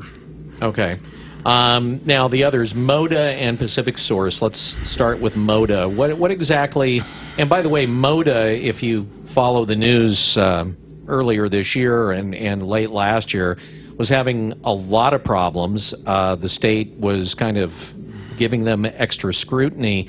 What's going on with MODA that they've decided that they're going to cut back on the amount of counties that they offer coverage to? A lot of things pertain to it's the claims ratio and the utilization of the plans. Just a couple years ago when everything changed is that you didn't have to answer health questions to get a plan anymore. One of the things that happened was that everybody started to get health insurance. And if we remember when Cover Oregon came about, MODA was the least expensive plan in the marketplace. And so everybody kind of just generally flocked to paying the least amount and trying to get coverage for what they could do. And with that is that the companies inherit all of those claims from day one because now people have insurance they don't have to answer health questions for and they go to the doctor right away. A lot of the companies are not getting what's called that risk corridor money or enough of it to be able to cover the claims that the government promised would be able to get to them. Mm-hmm. And so now the companies are left to try and take on a big brunt of that income or a big brunt of that claims themselves and trying to be able to budget things and make things work. So in other words, they're taking a bath on it. Yeah. And so if an insurance company is moving out of a particular county, it's because they're getting more claims from said county than they are others, at least so much so that they can't be profitable in that county. Correct. And one misconception that's out there is a lot of people think that insurance companies are just trying to get rich off of everybody's large premiums. Actually, with the change of the laws, the insurance companies, 80% of your premium has to go to claims payments. So that leaves 20% of the premium to pay all the overhead and everything else. And the reason that everybody's premiums have been going up the last couple of years by large double digits is because the claims have gone up so much that they're trying to be able to cover that cost. Now, if your claims are less than 80% of the premium, the insurance companies have to return premiums to the policyholders. And that actually happened this last year with a couple people. So it really is trying to cover the cost of the claims. And because they can't cover the cost of the claims in areas and just keep growing exponentially, they have no choice but to reduce service areas and not be in that county anymore. Okay, so MODA is reducing down to, what, 13 counties? Yeah, they're going from statewide down to 13 counties, primarily Jackson, Josephine, Coos County. They're skipping a lot of the middle, lower Willamette Valley there. They're going up to Marion, Polk, Yamhill, Clackamas, Washington, Multnomah, Hood River, Wasco, kind of more of the bigger population areas, I think, where they're going to get better utilization for their claims. Okay, and something to keep in mind here, this is just for individual health insurance. So if folks are receiving, let's say, MODA through their PERS accounts, that's not affected, correct? As far as we understand that correctly, yes. And as far as group plans, That's also not affected with the MOTA? As far as we understand, yes. Okay. So the only one that of the three, LifeWise, MOTA, and Pacific Source, that group accounts are affected, as far as you know at this point, is just LifeWise? Correct. Okay. Let's talk about Pacific Source. Now, what exactly are they doing? They are doing kind of the same thing that MOTA is doing, is that they are eliminating some service areas where high claims utilization is happening, and so Lane County is one of those as well. So what is it about Lane County in particular? Are we just not a healthy county? You know, I think there's so many people here that just have not had health insurance over the years, and with the changes that happen now, they're getting it, and now people are using it, and it's just been really hard to happen. Pacific Source still is really great coverage that's out there, but what happened is that they took a pretty large increase last year, and a lot of their policyholder base dropped off and switched because they didn't want to pay that higher increase. And so because of that, they kind of are priced out of the individual market. They stayed in it for 2016, and then they're going to be out for 2017 because they just can't compete with the claims that are happening. Jason Stubbs joining us from Oregon Insurance Company. He's a principal agent there. Yeah, question. I mean, just to say those words, is that, I mean, being in insurance, is there something that's kind of inherently wrong about that? Is that people are starting to get insurance, starting to use it, and trying to get healthy, and yet it's backfiring because, you know, the insurance companies are departing. Yeah, it becomes very discouraging as a insurance professional, but also as a consumer, because I have to have health insurance as well. You know, and our insurance keeps going up for our family too. So we're kind of in the same boat as everybody else. I think everybody needs to have insurance or you self-insure yourself, but there has to be some point where it becomes affordable. And some people that are, you know, we talk about clients that are 63, 64 years old, retiring, getting ready to go on to Medicare and waiting for that. You know, their premiums are $650 a month for really a high deductible type of plan that isn't all that great. So where is that balance, and where does it become affordable for people that are trying to make a transition, or they've just lost a job and trying to go through that and looking for another one? So how does that affect the person who's insured, and what can they do? What's like a first step? Well, the first thing is know that you still have coverage through the end of this year. So there's no changes that need to be made now. Just when open enrollment happens in November, then you know that you're going to get a letter from the carrier that's going to say, we are eliminating your plan, or we're moving out of your area. You're not going to have coverage next year. That's the time to be able to look at other carriers that are going to be available. Which doesn't leave a lot of time. Well, that's when open enrollment starts to begin for everybody to be able to look. So maybe to do research before that, so that, you know, you're kind of step ahead. You can do that. Yeah, definitely do a little research. All the companies have had to send in their requests for rate adjustments for this next year already, and they should be getting those back here probably by the end of the month or the first part of June. All right. You said it early on that at the end of the year that these three we know are making changes. My impression was, from what you said, that others could be making changes as well. They put in to be able to put in rates for next year. The changes that can still happen is whether the companies that are in the marketplace can decide whether they want to stay in the marketplace or they want to get out of the marketplace. So currently in Oregon, we have a couple carriers like Regions Blue Cross, HealthNet, United Healthcare that are not in the health insurance marketplace. Other companies that are in the marketplace are like Providence, Bridgespan, the Health Insurance Co-op, and Zoom are the ones that are in the marketplace. And so Providence or any of those other ones can make a decision, you know, whether they want to stay in the marketplace or not, depending upon what's going to happen with their rates that they get back. So if these three are leaving because, in particular here in Lane County, because of, you know, a lot of people that are using their particular services, and because, you know, there's a lot of folks that were not very healthy, that didn't have health insurance, that were able to get it. When these other insurance companies get flooded with these people from these other counties, or the entire state in the case of LifeWise, I mean, they're going to get flooded with people that are going to be wanting insurance. I mean, it looks to be kind of a vicious cycle here, because they're going to be taking on this added burden from these other insurance companies that couldn't afford to insure these people to begin with. What happens to the remainder? So what we'll see is probably what we'll see in like other states like California and Texas, where you have one or two companies that stay in the health insurance marketplace and the rest of them are outside of the marketplace. So like down in California, primarily in some counties, it's only Anthem Blue Cross is the only carrier in the marketplace. So if you qualify for a tax subsidized plan, that's your only choice, is to be able to pick that carrier. Or you pay full premium for a plan because you don't like that carrier.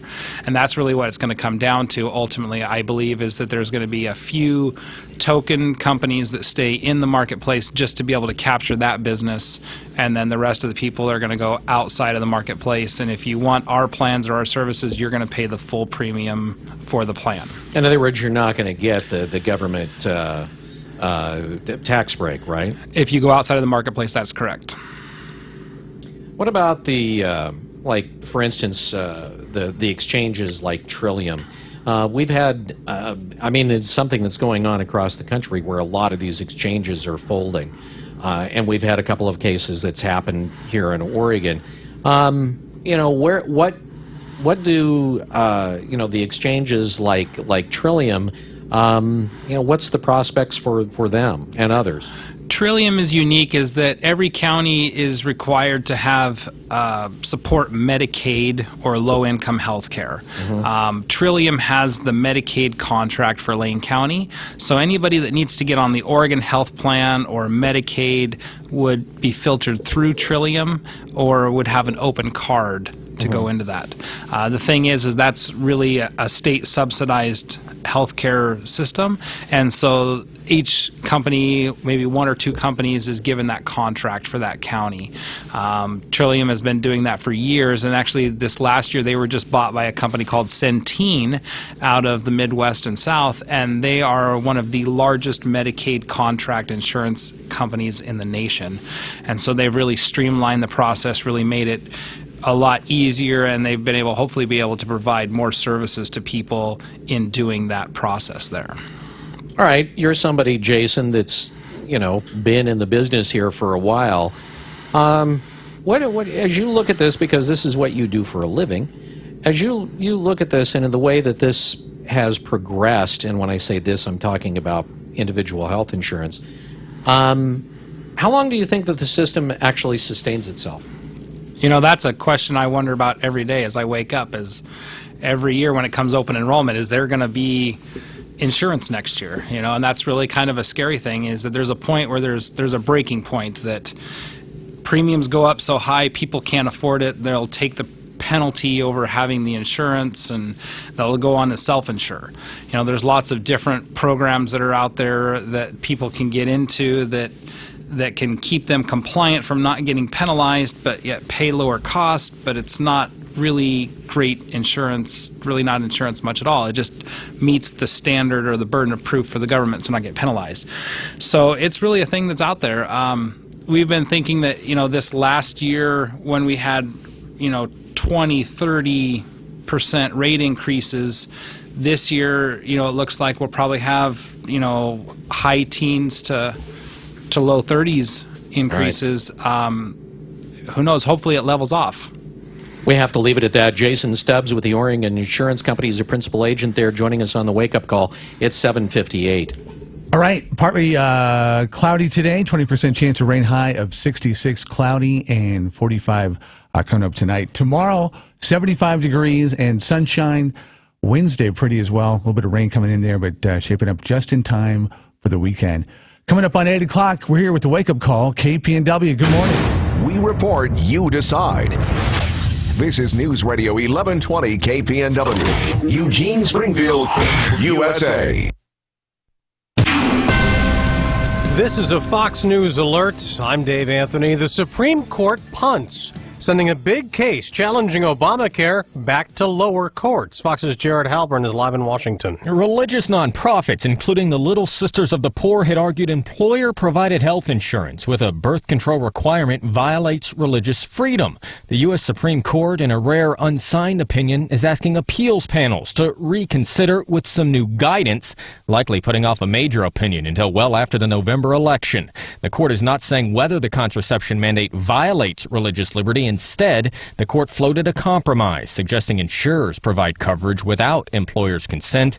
Whether or not that is feasible is now for lower courts to try to figure out. Dave. Jared, the court also referred another case back to the lower courts for reconsideration. A man sued Spokio, a company that helps people search for info about people, claiming details about him were wrong and it damaged his search for a job. Islamic terrorists are nervous. That's what the presidential envoy to the anti-ISIS coalition says. We are finding the leaders. We're killing the leaders, and that's going to continue. Brett McGurk also says the territory that ISIS controls in Iraq and Syria is shrinking, though the militants also continue to carry out deadly attacks ramped up recently in Iraq. Al-Qaeda, overshadowed in recent years, is also still plotting. Al-Qaeda's magazine called Inspire calls on would-be jihadis to undermine the American economy by targeting attacks on business leaders. The issue encourages both organized jihadi groups and lone jihadis and says they should emulate the Palestinian stabbings of Israelis by walking up to Americans and stabbing them to death. Fox's Tanya J. Powers. Medical history in Massachusetts. A man has received the first male organ transplant in the U.S. Our courageous patient, Thomas Manning, continues to do well, and we're optimistic about his outcome and future. Dr. Jay Austin expects him to have normal urinary, perhaps even sexual function. Fox News Radio. Fair and balanced. This tip of the week brought to you by Neurospine Institute. Have you heard about Neurospine Institute's movement therapy program? Based upon the traditional Chinese practice of Tai Chi, this therapeutic process can help you achieve a more balanced state of mind and body. Tai Chi is an ancient martial art that can be practiced for a variety of health benefits. It promotes effective healing, improved relaxation, and stronger resistance to illness or injury. Meditation and yoga classes are also available.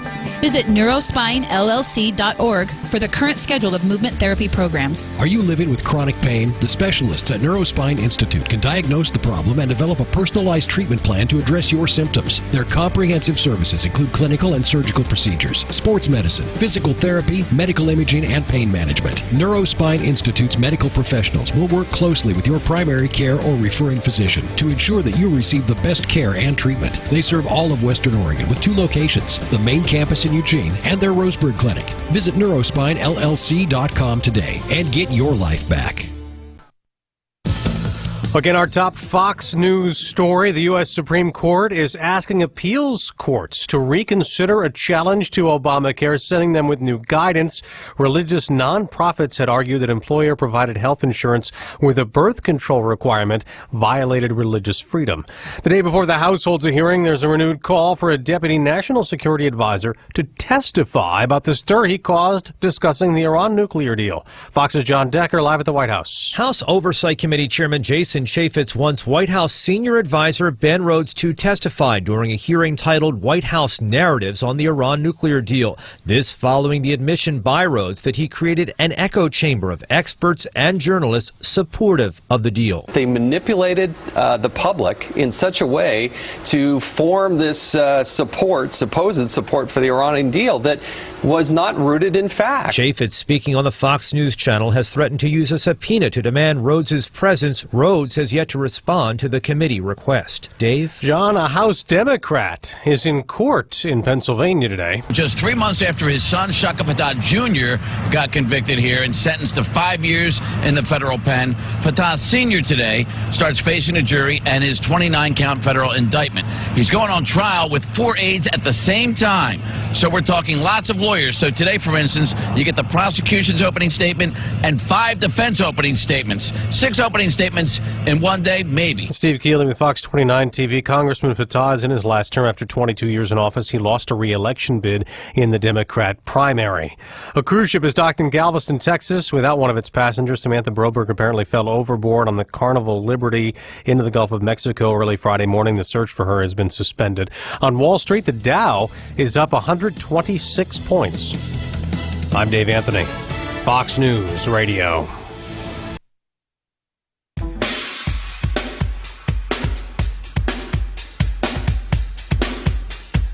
$11:20 KPNW, hour number 3, 8:05. If you're keeping track or need to know exactly what time it is. Cloudy with a 20% chance of rain, 65 for the high. Cloudy and 45 with no rain tonight.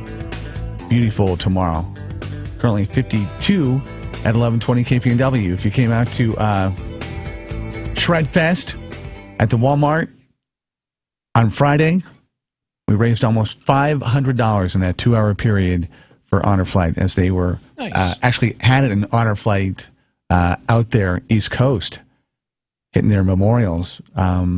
If you came out and donated, and we had some sizable donations. I mean, a tip of the hat and a thank you to everybody that came out because you're helping a veteran get there for a future flight.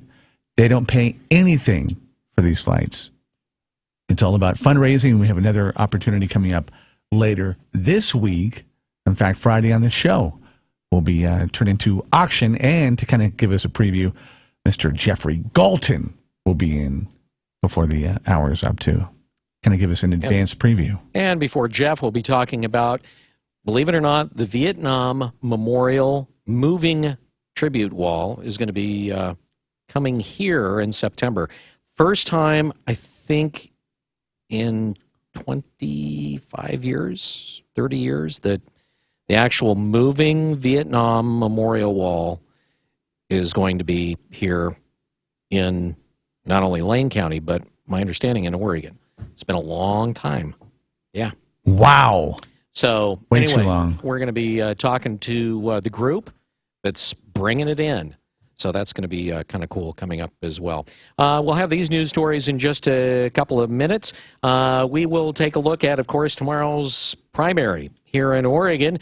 We'll take a look at some stats, at least in terms of one Republican candidate who would like to be governor and how he's leading the others.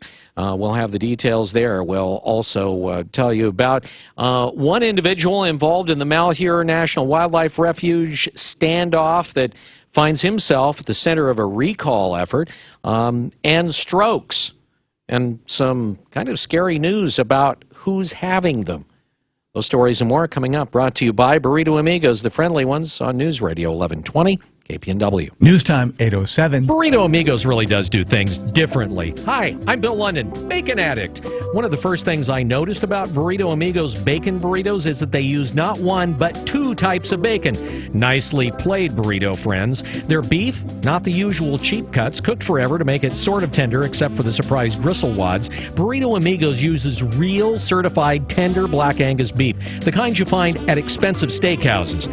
That's different. The fish burritos, real cod. The taco salad's huge. Burrito Amigos menu is even different. You'll find your favorite burritos, enchiladas, tamales, and quesadillas there, but where else are you going to find yummy tacos made with yams and a spicy guacamole sauce that's different from anything you've ever tried?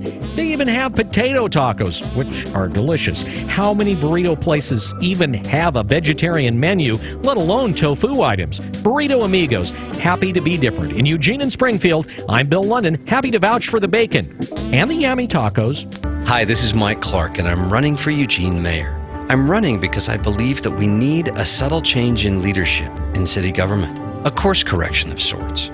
There are many things that we've done in the last few years that are successful, but there are several big decisions, generational decisions really, that we're going to make over the course of the next couple of years, and we need to make them well.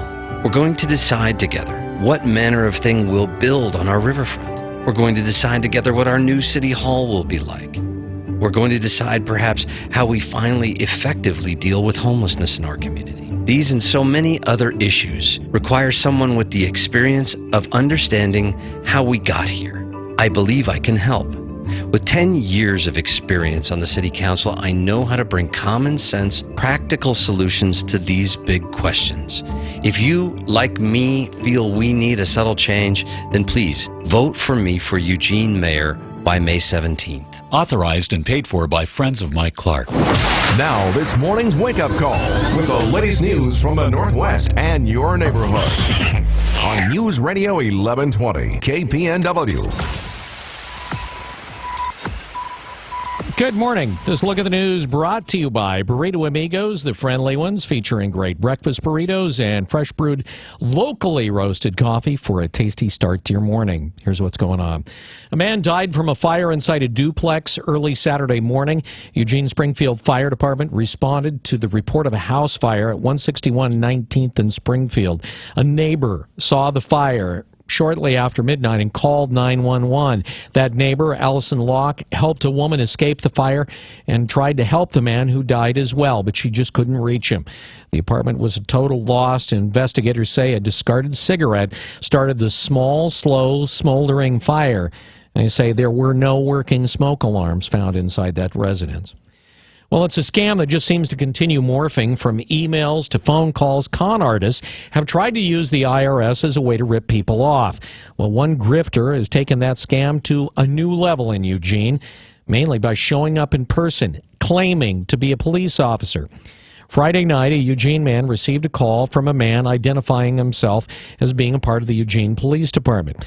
The victim was threatened with arrest if he didn't meet the officer outside near 14th and Hilliard. Once outside, the fake officer threatened the victim if he didn't purchase a gift card to pay off his IRS debt. The suspect is described as a Middle Eastern man with a thick accent, in his 30s, 6 feet tall, with a thin to medium build. He was wearing a gray shirt. Police said the IRS would never contact someone in that way, demanding payment with gift cards. If you have a similar encounter or receive a similar call, contact EPD. South Lane County Fire and Rescue say a man is in serious condition after slamming into a power pole. Crews responded to the accident on Highway 99 between Latham Road and Kennedy Lane yesterday. The vehicle literally sheared the power pole in half and partially ejected the driver. They say multiple live wires from the power pole covered the vehicle and delayed the rescue. The driver was eventually transported to Riverbend Hospital, and Highway 99 was closed as medical crews and the power company tried to remove the live wires and the driver from the car. Power was out for several hours south of the crash. A Harney County commissioner is facing a recall election over his opposition to the takeover of the Malheur National Wildlife Refuge. Brad Ford reports. Harney County Court Judge Stephen Grasty strongly opposed a takeover of the Malheur National Wildlife Refuge. The Oregonian reports a recall petition has been filed with the Secretary of State. Petitioners say they gathered 566 signatures, and if 444 of those are determined to be valid, Grasty can either resign or submit a statement of justification, which is then printed on the ballot. Grasty says he was elected to a 6-year term, and he plans to continue unless the people decide it should become less. Grasty announced before the occupation that he did not plan to seek re-election. Brad Ford, KPNW News. Oregon's primary election is Tuesday, tomorrow, and Democratic candidate Bernie Sanders says he's going to win Oregon. If the voter turnout is high, we are going to win in Portland and win in Oregon. And if we win in Oregon, it will be an important step forward for us to win the nomination. Jillian Shoney with Hillary Clinton's campaign in Oregon agrees that Sanders has gained many supporters. We are going to be working very hard between now and Election Day and to get every vote and every delegate we can for Hillary. But I would not be surprised if Mr. Sanders wins. Shoney says she expects Hillary Clinton will win the overall Democratic nomination for president. Well, Kentucky is also having a primary tomorrow. And where is Hillary spending her time? Kentucky. Pretty much an indication she's given up on winning Oregon. The deadline for voters to drop off their ballots is 8 o'clock tomorrow night here in Oregon. The mail-in voting deadline passed last week, and now all you can do is drop off that ballot in a drop box. Ballots will not be counted unless they're submitted by May 17th. It's not like your taxes. Postmarks do not count. The state has a drop box locator online that'll run a search based on your address. A few places that you can drop off your ballots. If you live in the Eugene area, you can just go directly to the Lane County Elections Office, Lane County Public Works, the River Road Rec Center, the U of O, also any of the local libraries. If you live out of the area, rule of thumb, go to your local city hall, like City of Coburg or Cresswell or Cottage Grove, Florence, Junction City, etc. Just drop by your local city hall and you can drop off your ballots there. Most public libraries also will have drop boxes for your ballots. Well, voter turnout is usually tepid during the primaries compared to the November general election. This year, there's a new surge of interest. mainly because of the unexpected popularity of candidates like Donald Trump and Bernie Sanders. In Oregon, about 160,000 voters proactively took steps this year to make themselves eligible to cast a presidential ballot during the closed primary on Tuesday. But the heightened interest has also stirred the usual frustration over the primary system. The criticism varies, but generally targets states like Oregon, where large groups of nonpartisan voters are excluded from voting in the primaries, and there's irritation over superdelegates whose views don't align with the electorate because they've been bought by candidates like Hillary Clinton. About 30% of Oregon's 2.3 million registered voters are not allowed to cast a presidential ballot or a ballot in the partisan races like for governor or secretary of state because they've decided they don't want to be a Republican, they don't want to be a Democrat, or they don't want to be an independent. A poll conducted by Oregon Public Broadcasting shows Salem Dr. Bud Pierce is leading Hillsborough businessman Alan Alley in the Republican primary for governor. The poll of 324 likely Republican voters gives Pierce a tentative 25 percentage points, about 3 points ahead of Alley. 3 other candidates are in the race, although they're polling at 5% or less. Now, you may be saying, those numbers don't quite add up. Correct. Most notable thing is that 36% of those respondents say they don't know who they're going to vote for. The poll's margin of error is 5.7%, plus or minus. Police agencies across the state are taking part in a Click It or Ticket campaign this week, but Brad Ford says it involves much more than just checking on whether drivers are wearing seatbelts. Oregon is among the top states in the country for drivers wearing seatbelts, but 40% of fatal crashes still involve people who are not buckled up. Shelley Snow with ODOT says they hope the Click It or Ticket campaign helps. What we find is that by reminding people that you've got to buckle up every time, every trip, it keeps those numbers up high. Police are also checking to make sure children are in the correct safety seat, but that's not all. They're going to be looking, of course, for proper safety belt use. They're also going to be looking for distracted driving and, of course, speed violations. The Click It or Ticket campaign will continue through May 29th. I'm Brad Ford, KPNW. KPNW News Time is 8:17. A Canadian wildfire has consumed more than 600 square miles, including 2,400 buildings, and it sparks an early start for the 2016 wildfire season. Here in the U.S., Oregon Senator Jeff Merkley says the practice of wildfire fund borrowing hasn't ended, but it's been addressed for this season by simply beefing up the budget. We basically got a budget for this year that is 100% of the average from the last 10 years, plus a buffer fund of several $100 million. Merkley says with the extra funding, it's much less likely that the Forest Service will have to borrow from its wildfire prevention program to fund fighting wildfires.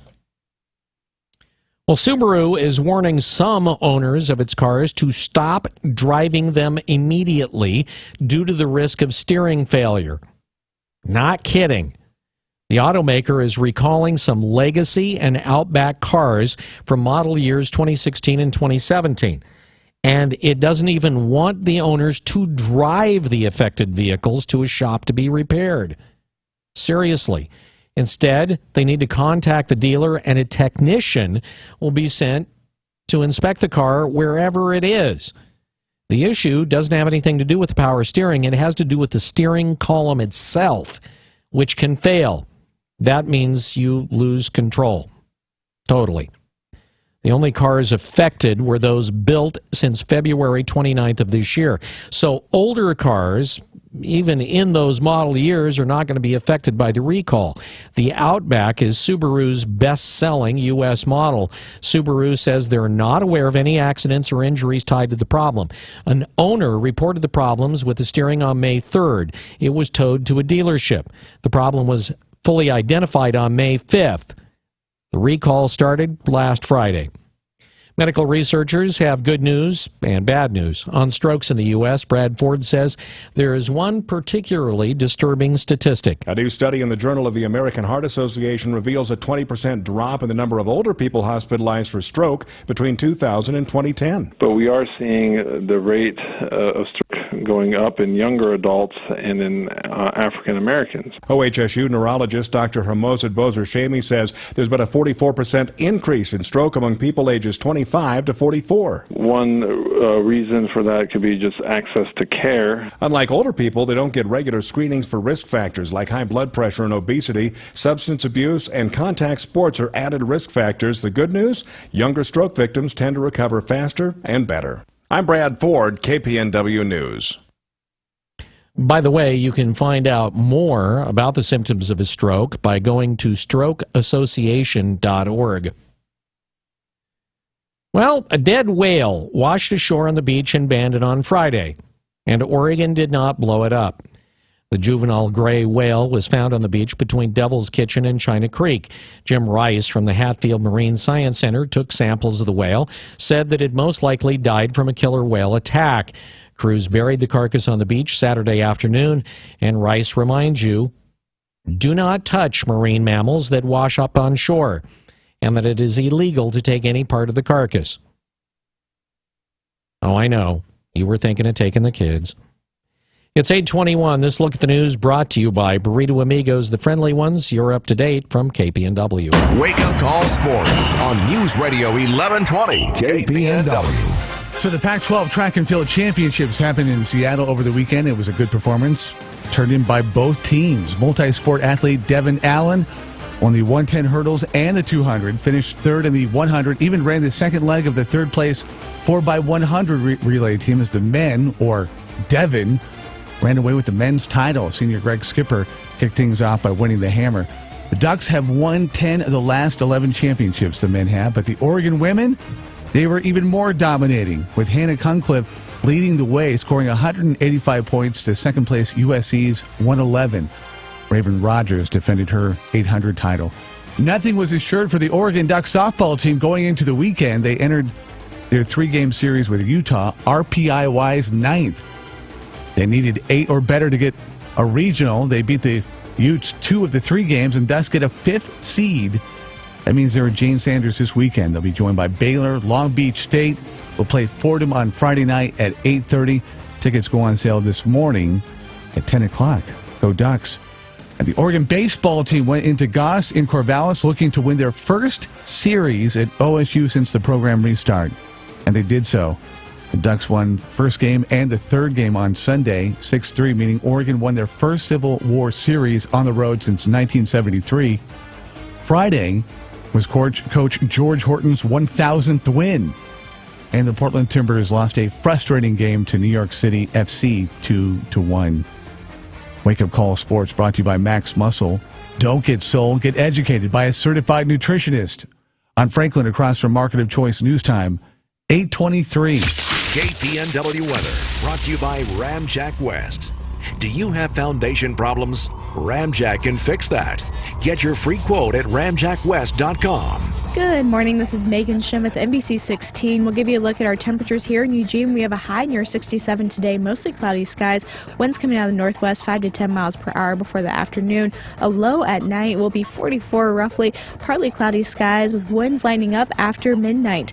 Over the work week, we'll have sunny skies on Tuesday. That'll be the nicest day to get outside. Then a low front from Alaska will take over for the remainder of the work week. You'll see some showers coming over on Wednesday night, expected to continue into Friday and potentially into the weekend. Have a great day, everyone. Ramjack leads the way in foundation repair. Protect your investment. Get your free in-home evaluation at ramjackwest.com. Check out our exceptional online reviews, then choose Ramjack. CCB 146906. Brad's Cartoons in Springfield has arrived. The same great car, ATV, and marine audio hub in Eugene has come to Springfield. Brad's Cartoons is the place to go for speakers, head units, subs, amplifiers, DVD players, and security systems. Professional custom installs on site. Brad's Cartoons, 7th and Blair in Eugene and 38th and Main in Springfield. Stay tuned. Fire, ice, hot, cold, why compromise your home comfort? Resolve your heating and cooling issues by contacting Pacific Air Comfort, your local Carrier factory authorized dealer. Turn to the experts to listen to your concerns and analyze why you are uncomfortable in your own home. Their professional staff will explain their good, better, and best solutions, allowing you a solution with quality Carrier products fitting within your budget. Pacific Air Comfort, quality system design, quality Carrier equipment, quality installation, and outstanding 24/7 service and repairs. Visit PacificAirComfort.com. That's PacificAirComfort.com. Or call 541-342-5300. That's 541-342-5300 to receive Pacific Air Comfort's award-winning service today.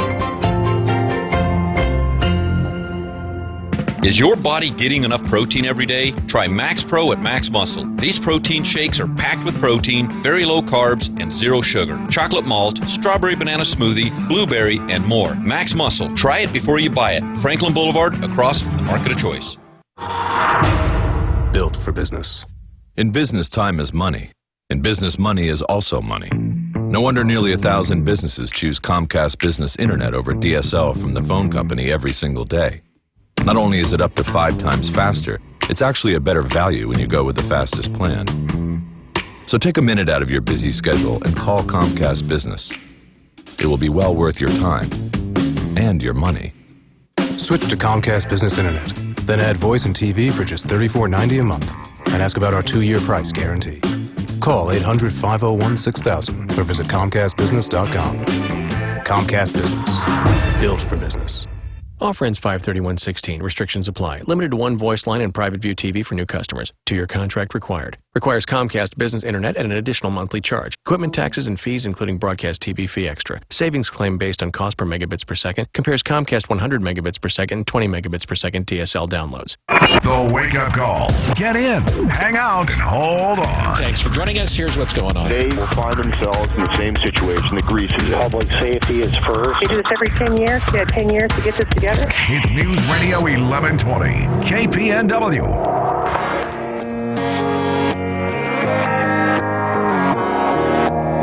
News Radio 1120, KPNW.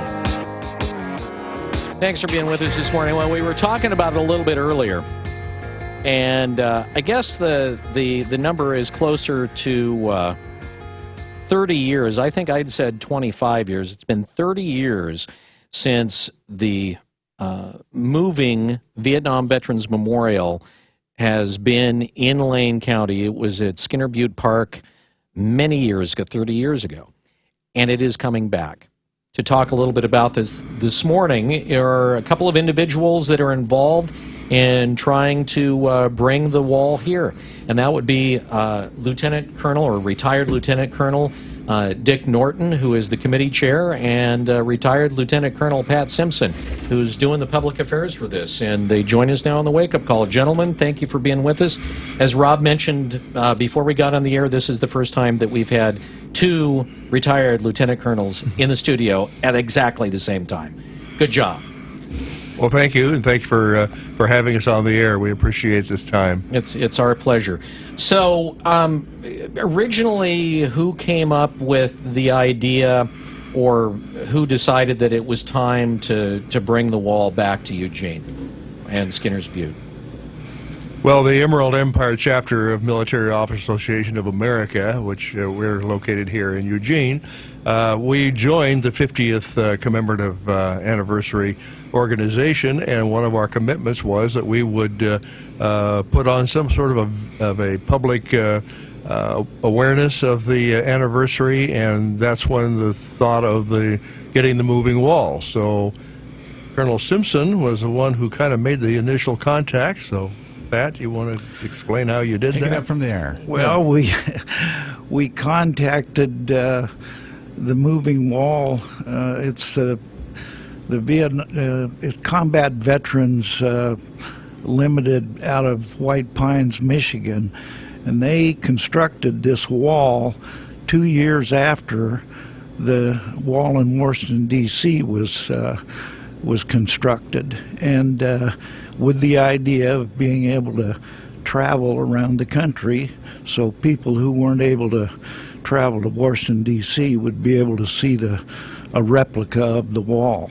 And we were fortunate enough to schedule the dates, 29th of September through the 3rd of October, and we proceeded from there.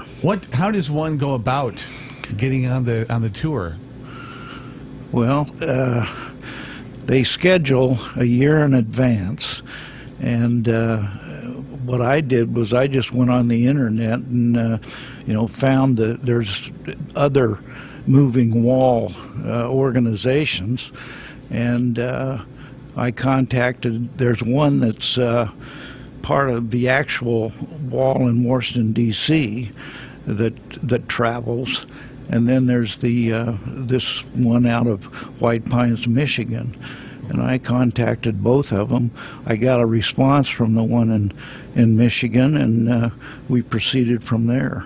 We were fortunate to get the dates that we wanted. We wanted the dates to be right after school begins, so if school kids or social studies teachers are able to bring classes, they can do that. The other thing is that Skinner Butte Park was the location we wanted, and it gets pretty soggy during the rainy season, and after the summer the ground is usually in a condition that we could have people walking and able to observe the wall. And for the time that it's going to be there, that time of year, while we do get a little bit of rain, it's usually fairly dry. The weather is pretty mild.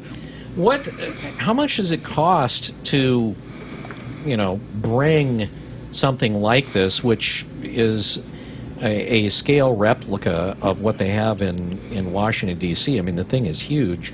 What is it? How much does it cost to bring something like this out here and to get it set up? And I mean, it's going to have to be maintained, and I'm assuming a certain amount of security and everything else. I mean, what's the budget for something like that?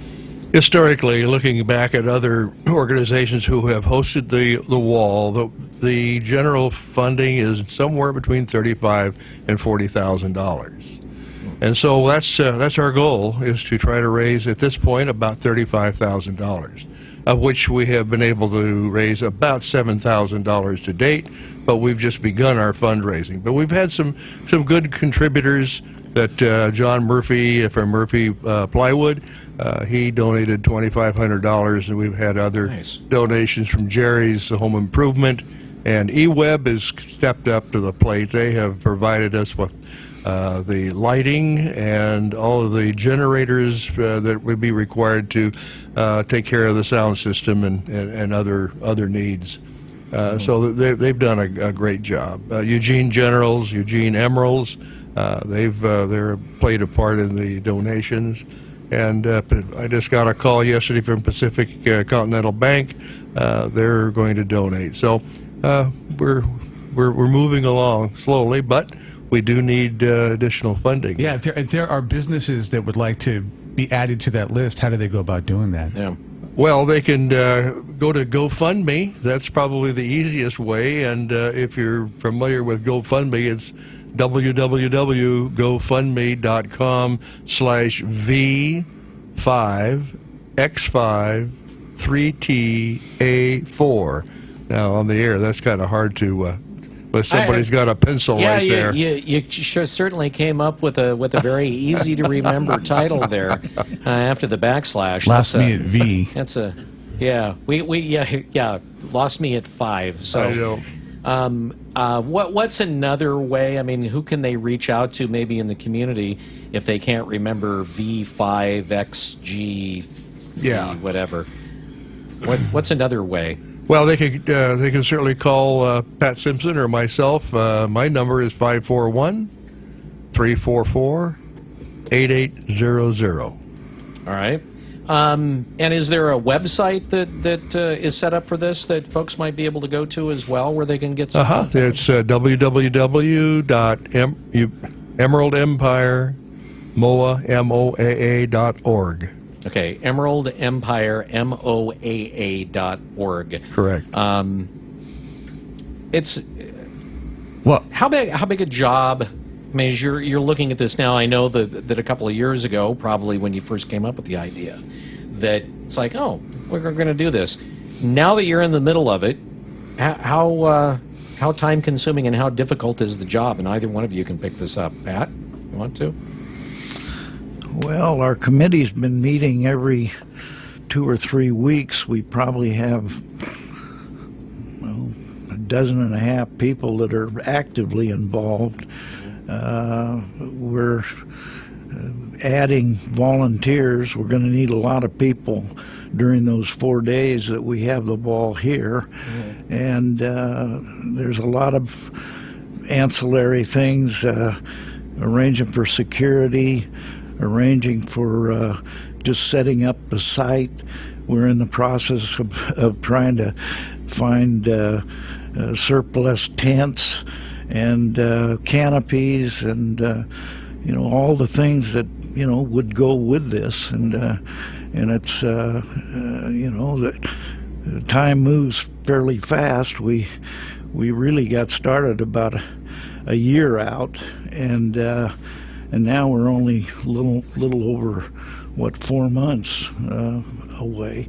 And time marches on. So we've had a number of very valuable people that have come forward, like the Elaine Home Builders Association. They stepped up and said, we'll take care of the setup, the base for the wall, which has to be set up prior to its arrival.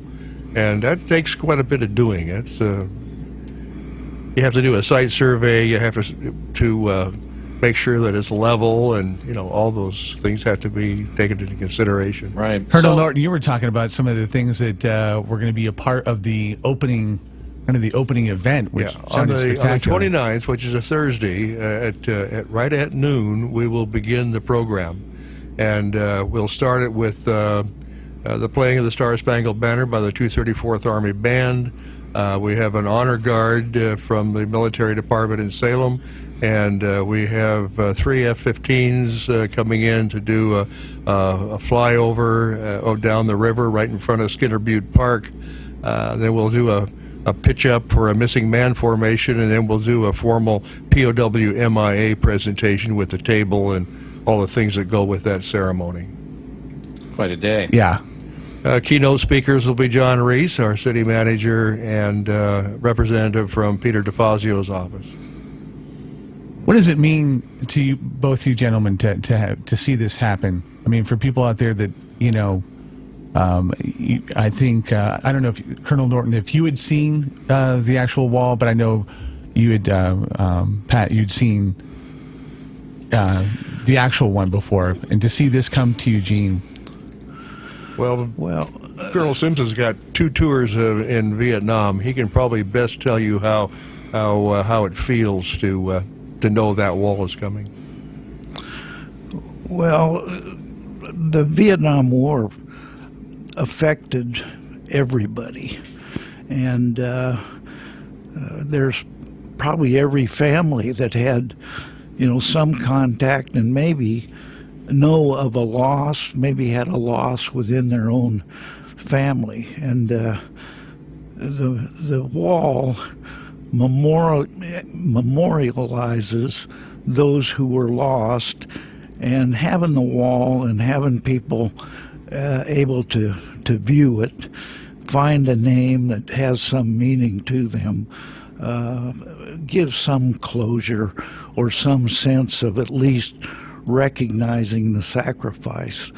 And we kind of got into this thing because we wanted to do something for the 50th anniversary of the war, and that period is the 50th anniversary period is 2015, 16, and 17, and those were peak years during the Vietnam War. But that's the whole thing. It's almost like, I guess, going to the cemetery to see the graves and honor those that were the reason why you went to the cemetery.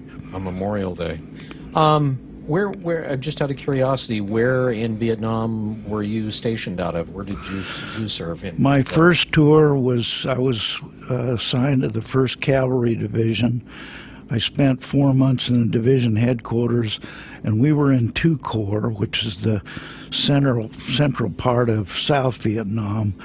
and that covered all the way from the Cambodian border to the South China Sea to the coast, and our division headquarters was at a village of An Khe, which was pretty centrally located. Our operations during my period was around a place called Bong Song. On my second tour, I was in the Americal Division up in southern I Corps, Quang Ngai Province. We operated around Chu Lai. The division headquarters was at Chu Lai, but generally both my tours I was in, pretty much the same area, not down in the Mekong Delta or in the Saigon area, but further north up in the central part of the South. Yeah. What at the time that you were serving there, what was your rank? I was a captain. Yeah. I got promoted to major about 2 months before I came home at the end of my second tour. Yeah. What's your takeaway of the Vietnam War? I mean, when you obviously you've had a number of years to think about it. What was your kind of takeaway? What do you take away from that? Well, I was a regular officer, and I was stationed in Berlin, Germany when I got my orders to Vietnam, and it was pretty much, I got my orders, we do our duty, and fortunately for me, I didn't get into the politics of it. You just do the best you can and take things the way they are, and I still feel that way. There's some regrets with the way it ended up, but wasn't anything I could do about that. So I imagine there were some over there that did get into the political aspect of things, and what was it like for them? A little bit more convoluted and complicated? Well, or do you think most people kind of kept it clear? I knew some senior officers who, again, they were following their orders and doing their duty, but had a very cynical attitude about things, and because they knew a lot more about what was going on than I did. I even had one officer say, "We backed the wrong side." I don't know. Wow. Well, that would be kind of tough circumstances to work in when you've got people that are saying that. Well, it didn't bother me. Right. Well, you were doing your job, like you said. You went there and you did your job, and thank you for doing that job, by the way. Actually, thanks to both of you for your service and for your continued service now, trying to bring the wall here. Again, give the website that we were talking about. It's www.emeraldempiremoaa.org. All right, and of course it's on GoFundMe as well. We're going to post all of this on our Facebook page, so if you didn't miss it, don't worry, we'll have it there. Gentlemen, it was a pleasure to have you both in the studio. Thank you for being here. And we're going to be touching bases with you as this progresses. Again, by my math, we're looking at about $28,000 that still needs to be raised to bring the wall here. Lieutenant Colonel, both retired Lieutenant Colonels, Dick Norton and Pat Simpson on the Wake Up Call. Thanks again, and we'll be checking in soon. It is News Radio 1120 KPNW. The Bloomberg Market Report, sponsored by Pacific Continental Bank, serving your business and community in Eugene for over 40 years. A green apple and bubbling crude are taking stocks higher. The Dow up 129 points, the Nasdaq up 43, and the S&P up 15 as oil rises to its highest level in 6 months. Crude futures are up more than 3% to $47.60 a barrel. Apple is a market winner after investors learned Warren Buffett's Berkshire Hathaway bought $1 billion worth of Apple stock in the first quarter of this year. Apple shares are up more than 3%. Berkshire is also reportedly in the running to buy Yahoo's core assets in a group that also includes Quicken Loans founder Dan Gilbert. The gains come despite a surprisingly negative report on manufacturing in the Northeast from the New York Fed. Are you wearing a Fitbit or other health monitoring device right now? IDC says shipments of wearables jumped by 67% to nearly 20 million units in the first 3 months of this year, up from about 12 million a year ago. Fitbit continues to be the biggest seller. I'm Adrienne Mitchell, Bloomberg. Pacific Continental Bank is proud to call the Eugene Springfield area home for more than 40 years. As your local banker, partner, and neighbor, we are committed to the health and sustainability of your business and our community. We know it takes more than a loan or deposit to help you succeed. It takes people who know you, your business, and your community. Who says we can't be more than a bank? Pacific Continental Bank, the right bank.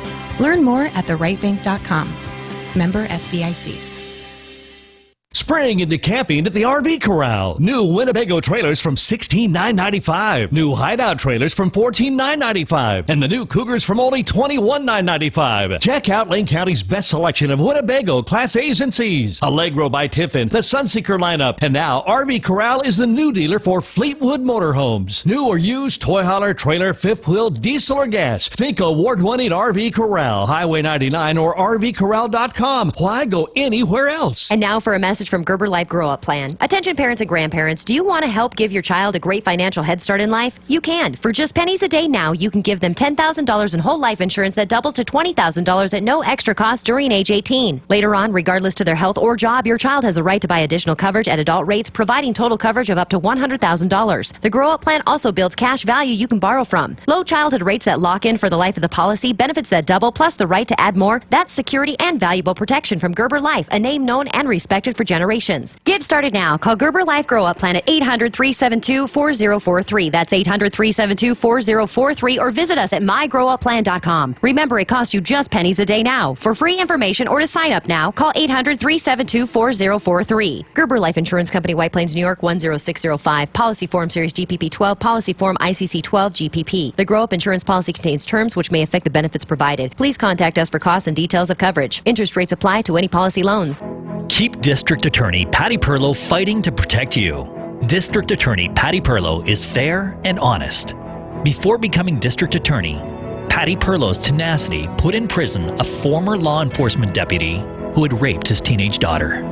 As District Attorney, Patty Perlow fights crime and saves taxpayers' money by winning grants to safeguard U of O students, to enforce child support decisions, and to protect victims and witnesses. That's why District Attorney Patty Perlow has won support across the political spectrum, including the Safety and Justice Action Fund, the Lane County Peace Officers Association, the Eugene Police Employees Association, and Sheriff Byron Trapp. I'm Lane County Sheriff Byron Trapp. I need Patty Perlow in the District Attorney's office to continue her important work for our community and law enforcement. Paid for by Keep District Attorney Patty Perlow Committee. For the all-new John Deere riding mowers, tractors, and side-by-sides, think Ramsey Waite. Make tracks to Ramsey Waite for John Deere lawn tractors and zero-turn mowers. There's nothing like a John Deere Gator utility vehicle. From hard-working and trail-ready to the ultimate in work capability. Get into a Gator now at Ramsey Waite. Don't just dream about it, wait for it. Ramsey Waite. Open Monday through Saturday. Franklin Boulevard, Glenwood. Online at RamseyWaite.com. Monday might be the toughest day of the week where you really think about us talking about a mattress and a new mattress from Sleep Train. If that's the situation, maybe for lunch today, since it's fresh in your mind how delicious an incredible new mattress from Sleep Train could be, just go take a test leg. And that could be parlayed into like a 1 or 2 hour siesta. Oh yeah, take advantage of the mattress price wars going on right now. Or bottom line, you're saving $400 on BD Rest Posturepedic, two of Sleep Train's most popular mattress brands, or Tempur-Pedic. How about the exclusive new Tempur HD model? You won't find it anywhere else. On approved credit with up to 36 equal monthly payments required. Get to Sleep Train, take a test leg, get to know the people and the product, and check it out. Mattress price wars going on right now in Eugene, Springfield, Corvallis, and Salem. Not your typical wheezy morning news show. The Wake Up Call with Holloway in London on News Radio 1120 KPNW. Boy, anytime you can get Jeff Galton in the studio, Doesn't matter what the event is. It just happens to be a great event because if you've heard us do the auction, you've probably been listening on a Saturday, you're going to have it as a part of your Friday morning this time. Jeff, welcome back. Rob, Bill, thank you. Great to be here this morning. And yeah, we are excited about the auction coming this Friday. It's an honor flight fundraiser, which is terrific based on what we just heard you guys talk about here. Absolutely. Well, it's a tough act for me to follow, but at least I am following up with an opportunity to raise money for honor flight with this auction on Friday. Okay, for people that maybe even have been a part of the auction but are a little confused, kind of talk about what this is, what the auction is all about. Well, this is a smaller version of our regular auction. We're just doing it on Friday, only on KPNW, 6A to 9A, but in format, it runs the same kind of format that we've always done. You listen to KPNW in the morning, and for those 3 hours, we'll have a list of items that you can see in advance up on the KPNW website. You call in on the Priority One hotline, and then you make a bid or you buy on an instant auction opportunity about 50 to 60 different categories and businesses that we'll have in auction. And so it's kind of like the same format, just a little shorter version. Battery seconds, retreads. I mean, are we talking about second? Before we go any further, just to clarify on the format, we'll still be doing the news like we normally do, starting at the top of the hour until about 20 after, with the weather and Fox News and our local news. So you'll still get the news, and then right at about 23, 24 after, we rock and roll right up until the top of the hour. So anyway, going back to your question. Well, Rob. yeah, talk about So we do have some of our staples in there. Priority One, Pacific Air Comfort in the heating and air conditioning unit. Chapala's will be in there.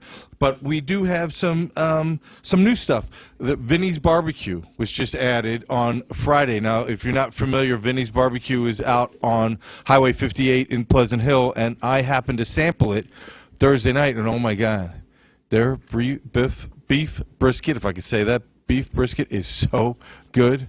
I may end up buying those certificates just for myself. Is that your new favorite place?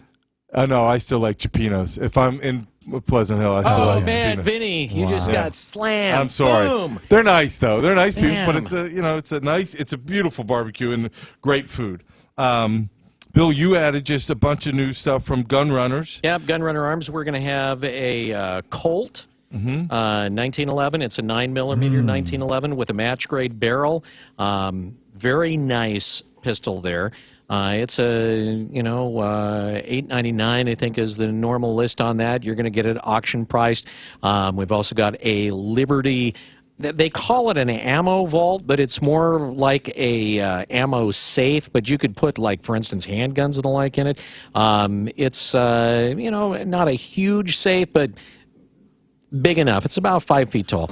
We've got that in there. You got Oak Grove Guns will also have. They have a 6 Sauer 9mm in there. But then if you want to get to the other side, we also have gift certificates for Affair with Flowers. So we have everything that you can think of in food, in ammunition, in flowers. Anytime Fitness just got added. So if you need, you need a new workout space, we can put you into Anytime Fitness. So anything that you want, you can find in this auction Friday. And you can even find a place in Wilsonville to take the family. Absolutely. We're up I know, right? We're up at the Fun Center. Is that right? The Family Fun Center and Bullwinkle's Restaurant. Bullwinkle. A lot of stuff going on. And I guess what would be helpful for folks is to kind of maybe advance peruse and get a number. Yeah, let's get them a VIP number. Now, with only 3 hours to do this auction on Friday and only being targeted on KPNW, go to the KPNW website. There's a link right at the top there, right underneath the hotline number. There's an opportunity for you to get a VIP number. What happens? You fill out that form. It gets sent to us. We call you back with a VIP number so that when you call in on Friday, we don't have to say Bill London 4850159 every time, and it slows down the process. You call in and say, I'd like to place a bid on this Mattress Mania gift certificate. My number is 16.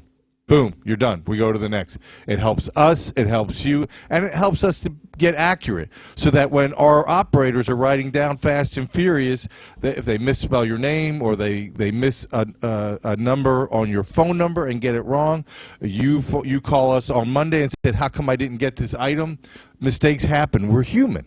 Yeah. I mean, mistakes happen. So get that VIP number, and then, every time you call in, we can get you through the process quickly. All right, so it is the auction. It's coming up Friday. It's a special one with some of the proceeds going to, of course, Honor Flight. Yes, sir. And that is coming up starting at 6:24 Friday morning here on the Wake Up Call. Have a great day. We're done. I'm Isaac Jackson at Jackson Jones Law Office. At our office, we represent people who have lost everything because of someone else's bad judgment. When someone takes something close to you, your health or a loved one, the right lawyer can help you walk through the stress, get the medical bills paid, and if needed, stand up and fight on your behalf. Our philosophy is simple. We start by meeting with you to give you a straightforward assessment of your case. Once that's done, we'll talk about what it means to hire a lawyer, whether it makes sense to try to get a settlement without a lawsuit, or whether we think it will take a fight.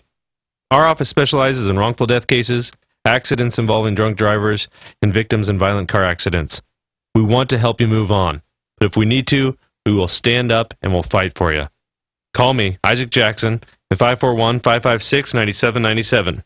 Let's have a conversation. At Jackson Jones Law, we understand that everything can change in a second. If that's you, let us help you walk through this difficult time. Again, call me, Isaac Jackson, at 541-556-9797 at Jackson Jones Law. Hi, this is Mike Clark, and I'm running for Eugene Mayor. I'm running because I believe that we need a subtle change in leadership in city government, a course correction of sorts. There are many things that we've done in the last few years that are successful, but there are several big decisions, generational decisions really, that we're going to make over the course of the next couple of years, and we need to make them well. We're going to decide together what manner of thing we'll build on our riverfront. We're going to decide together what our new city hall will be like. We're going to decide perhaps how we finally effectively deal with homelessness in our community. These and so many other issues require someone with the experience of understanding how we got here. I believe I can help. With 10 years of experience on the City Council, I know how to bring common sense, practical solutions to these big questions. If you, like me, feel we need a subtle change, then please vote for me for Eugene Mayor by May 17th. Authorized and paid for by friends of Mike Clark. The best window sale in Oregon just keeps getting better. Discount Windows Final 99 sale. Thousands of overstock windows on site, including Ply Gem windows. Factory first, overstock windows, just $99 each. Or less. Why less, Vic? $99 is an amazing deal. Lee, the lowest prices on overstock is one reason we're Discount Windows. You're good, and so is this sale. Discount Windows, Highway 99, Junction City, open 7 days a week. It never rains when the wake-up call takes to the air. News Radio 1120 KPNW.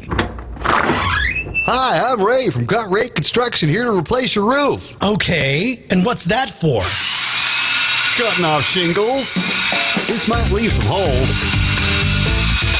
Hi, it's Matt from Pressure Point Roofing, reminding you that when you hire the cheapest contractor, you'll get the cheapest work. We always provide the highest quality work and the best warranties in the industry. See for yourself at PressurePointRoofing.com. Pressure Point Roofing. We'll see you next time up on the roof. The following is an incredible, life-changing free offer for anyone with hearing problems who wants to start hearing everything more clearly again. We're now offering free in-home trials of a revolutionary hearing breakthrough called Listen Clear to anyone who calls this special toll-free number now, 1-800-300-1448. Call in the next 10 minutes and you'll also qualify for free shipping and free batteries for life. Listen Clear is precisely designed by top audio engineers. It adjusts to let you find the perfect way to hear everything, wherever you are and whatever you're doing. And Listen Clear is so invisible, people may not even know you're wearing it. And it's so lightweight, you may even forget you're wearing it too. Don't miss this special life-changing opportunity to hear everything more clearly again for free with a 100% free in-home trial, free shipping, and even free batteries for life. For free information, call now. 1-800-300-1448. That's 1-800-300-1448. 1-800-300-1448. Sherman Brothers Trucking is looking for an experienced lowboy driver to drive regionally. Great benefits including medical, dental, vision, 401k, and paid vacation. They're also looking for mechanics at their Harrisburg operation. Sherman Brothers has been family-owned since 1969 and offers a great work environment. Sherman Brothers prides themselves on the quality of their employees and the service the company provides. Excellent training and quality management will help you reach your goals. Check out ShermanTrucking.com for more details or call 800-457-1459 today. Sherman Brothers Trucking. Depend on us for breaking news from the local neighborhood to the global one. We are News Radio 1120 KPNW, Eugene, Springfield. Fox News Radio, I'm Lisa Brady. A closely watched challenge to one part of Obamacare is sent back to lower courts by the U.S. Supreme Court. Fox Radio's Jared Halpern is live in Washington. Whether or not the Affordable Care Act's birth control mandate violates religious freedom is a question that will wait. The U.S. Supreme Court sending several challenges from faith-based groups back to lower courts in hopes of striking a compromise. In an unsigned unanimous opinion, the court expressed no view on the merits of the case, instead asking appeals panels to reconsider with new arguments from religious nonprofits and the Obama administration. In the meantime, the government can continue to ensure women covered by employer health plans have access to cost-free contraceptives, but faith-based employers won't face fines for refusing to comply. Lisa. Jared, a big damage award to the family of a deceased smoker stands. The Supreme Court rejecting an appeal by Philip Morris, leaving in place a state appeals court ruling that likens the tobacco giant's role in smoker Michelle Schwartz's death to manslaughter under Oregon law. Her family was awarded $25 million in punitive damages. Moments ago at the White House. It's been said that perfect valor is doing without witnesses what you would do if the whole world were watching. President Obama awarding medals of valor to 13 law enforcement officers. To a person, each of these honorees acted without regard for their own safety. They stood up to dangerous individuals brandishing assault rifles, handguns, and knives. One Philadelphia officer honored posthumously. He was fatally shot in a store while protecting workers and customers from an armed robber. But thanking the public officials for the work they do every day, the president also thanked families for their sacrifice. Secretary of State Kerry ruling out military intervention in Libya, but he's not ruling out providing weapons to the Libyan government to fight ISIS. Fox News Radio, fair and balanced.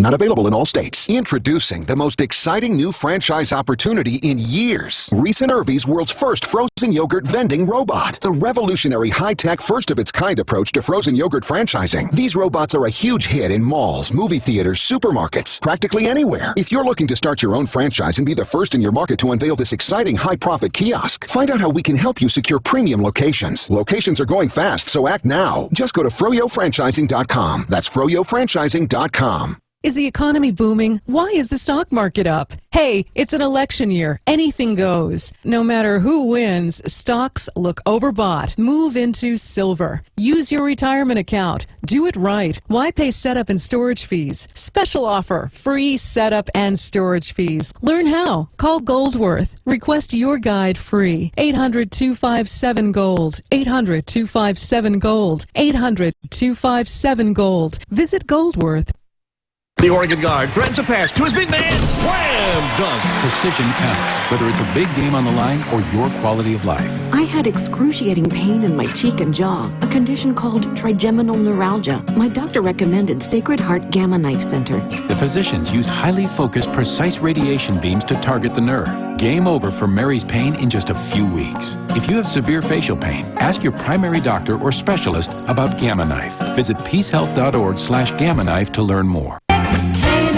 You can't hurry love, but you can hurry down to Three Rivers Casino Resort this May to relive the greatest hits of the 50s and 60s. You guessed it. The Supremes and the Drifters are live in concert May 21st and 22nd in Florence. Tickets are only $14.99 and $19.99. Visit threeriverscasino.com to reserve your seats now. Come make some magic moments at Three Rivers Casino Resort this May. Then, do you feel the need for speed? Race over to Three Rivers Casino and enter our exciting $25,000 Polaris Slingshot giveaway. Earn entries for a brand new Polaris Slingshot now through May 28th in Florence and Coos Bay. Drawing takes place May 28th in Florence, so don't delay. Visit threeriverscasino.com for details. We live life in the fast lane at Three Rivers Casino, where things are luckier here.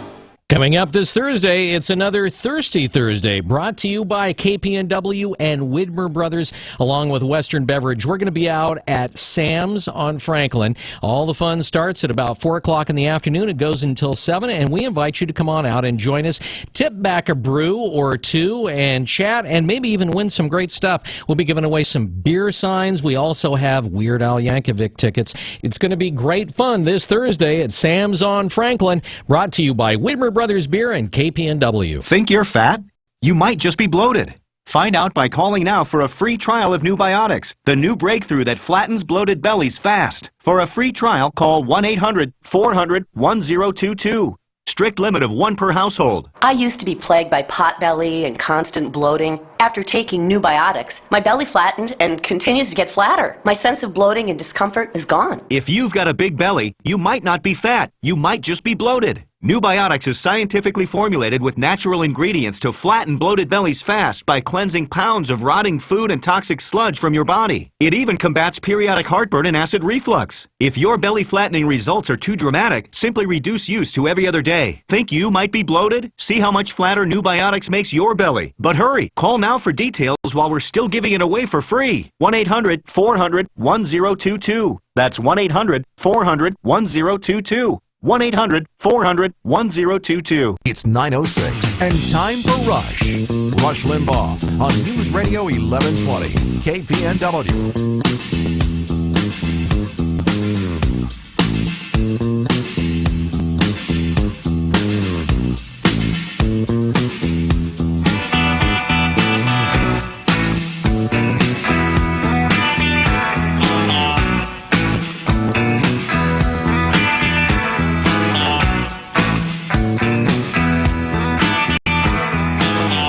And now, filling in for Rush Limbaugh, ladies and gentlemen, Mark Stein. Yes, America's anchorman is away, and this is your undocumented anchorman, Mark Stein. No supporting paperwork whatsoever. Coming to you live from Ice Station EIB in far northern New Hampshire. Honored to be here. I feel I have a sporting chance of Mitt Romney asking me to be America's first undocumented third-party candidate. So there's everything to play for. Everything to play for on today's show. Mr. Snerdley is in New York, making sure. No, there's no snow. We're a balmy 39 degrees right here, Mr. Snerdley. So that's what you're. I'm doing the show in shorts and t-shirt. It's so delightful. It's so delightful up here. Mr. Snerdley is down there in New York. He's taken charge of everything. I haven't been here in a while. I think I was it Iowa I was last here? I think Lindsey Graham had Jim Gilmore just where he wanted him. I don't know whether there have been any developments in the race since then, but I'll try to bring myself up to speed in the next 3 hours. 1-800-282-2882. Before I get to all that campaign 2016 stuff, I woke up this morning to like an extraordinary sight. This is courtesy of CBS News in Chicago. They're showing pictures of guys sleeping on cots. Well, and women, men, women, children, all sleeping on cots on the floor. And I initially assumed this was a refugee camp. I thought the green zone in Baghdad had fallen and these were U.S. embassy officials trying to get out, or whatever it was. No, this is O'Hare Airport in Chicago, a major airport in what purports to be a first world advanced developed nation. And these are people sleeping on cots there, not because their planes were delayed. The planes were there, the pilots were there, the cabin crew were there. But it took so long to get through security that they missed their flights, these guys. So the airport had to provide them with cots to sleep on the floor of the terminus so they could presumably start all over again going through TSA security today and get another flight. This is part of the backdrop to this year's election, because the terrorists have won. Let's face it, this is life in America now. The TSA say that you have to allow 3 hours to catch a domestic flight in the United States. 3 hours at the airport. You have to get there. If you got a 9 a.m. flight from Chicago to Minneapolis, you got to get to O'Hare by 6 a.m. to have a sporting chance of the TSA getting you on the plane. The TSA is the world's most lavishly funded airport security bureaucracy, and their plan, what they do with the money, is to keep you outside in line, struggling to get through the line for 3 hours. And they do this, by the way, just a few weeks after another international airport, Brussels. The smart guys from ISIS figured out that when it's too tough to get through to security and blow up the plane, you might as well just blow up the people waiting to get through to security. You don't need to blow up the secure area, because there's now so many people standing around trying to get through into the secure area, into the insecure area. You might as well just blow up the insecure area. So now you can go, these guys who blew up Brussels airport, they can now come to Chicago, and they don't need to get through the perimeter. They can just blow up people sleeping on cots as if it's some refugee camp on the concourse of O'Hare Airport. As I said, that purports to be an airport in what is still supposed to be a first world advanced developed nation. The terrorists have won. The terrorists have won. Internal travel in the United States is hell. Meanwhile, by the way, for running this fantastic operation so brilliantly, the TSA is handing out $90,000 bonuses to their crack employees, such as Kelly Hogan. Kelly Hogan, who's an assistant administrator at the Office of Security Administrations. In other words, he's one of the guys who brought you sleepovers at O'Hare Airport. He got a $90,000 bonus on his base salary of $181,000. So the bonuses are proportional to how long they keep you waiting outside the secure area trying to get in. So if you got to sleep on the floor overnight, I should think Kelly Hogan is looking at maybe a $150,000 bonus this year. Good work, Kelly. That's terrific. This is the background to this year's election. It confirms the view of Trump supporters that as Trump says, we lose at everything. That's the Trump message. We lose at everything. Make America great again.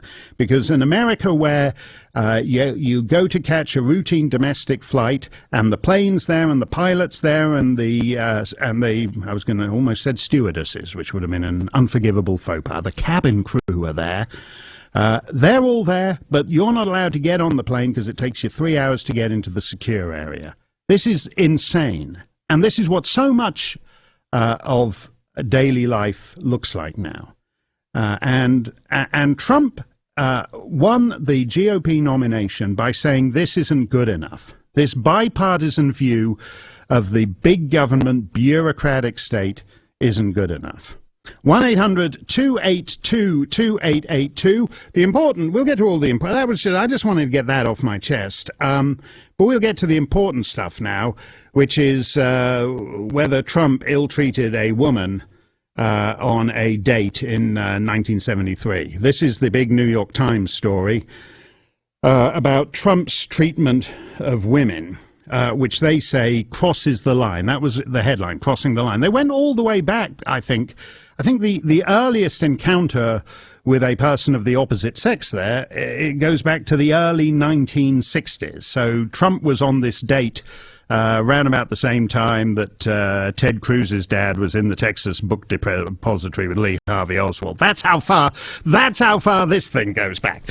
And they've got all these stories here. And Fox News has already demolished the star of the story, the lady whose anecdote opens the Times account, because she says she was hopelessly misquoted and taken out of context, and that Donald Trump was the perfect gentleman to her, and so this story has this story for a story involving this many supermodels, it has no legs. It's going nowhere. It's going nowhere. No, exactly. We don't. Trump is right. Our newspaper of record can't even do. 4 years ago, these guys could do a hit piece. They had that story about how Mitt Romney gives you cancer. He can do it. He can do it. He doesn't even have to be anywhere near you. He can close down your factory, and 3 years later, an employee's spouse will get cancer. That's how powerful Mitt Romney is. Mitt Romney will take your dog and stick it on the roof of his car and drive your dog to Canada, and you'll never see your dog again. That's how good the American media used to be at doing these hit pieces. Now they got, as I said, this hit piece with 50 supermodels and no legs. How bad a journalist you have to be to do that? But listen, here's the point. If this is really what the election is going to be about, how badly do you have to treat women when you're running against the enabler and co-conspirator of a credibly accused rapist and serial abuser of women, who, since he managed to skate while in the Oval Office, according to a new report, Bill Clinton took twice as many flights on pedophile island billionaires' Lolita Express than previously reported. This is this guy, Jeffrey Epstein, the billionaire pedophile who kept underage girls as sex slaves on his private island. And the flight logs for his Lolita Express, his private jet, show that the president... and this is the detail that I find fascinating. The former president, Bill Clinton, took at least 26 trips aboard the Lolita Express, even apparently ditching his Secret Service detail for at least 5 of the flights, which means, if just bear with me here, which means that according to this arithmetic, for 21 of his flights on the Lolita Express with the pedo billionaire, Bill Clinton was accompanied by his Secret Service detail, which means you, yes, that's you, little Mr. and Mrs. Taxpayer sitting out there, you paid for Secret Service agents to fly on the Pedo Express to Pedophile Island. That's how seriously the Secret Service takes their protection of Bill Clinton. This guy, Jeffrey Epstein, by the way, as I said, it's a sex trafficking thing. He brought in these underage girls.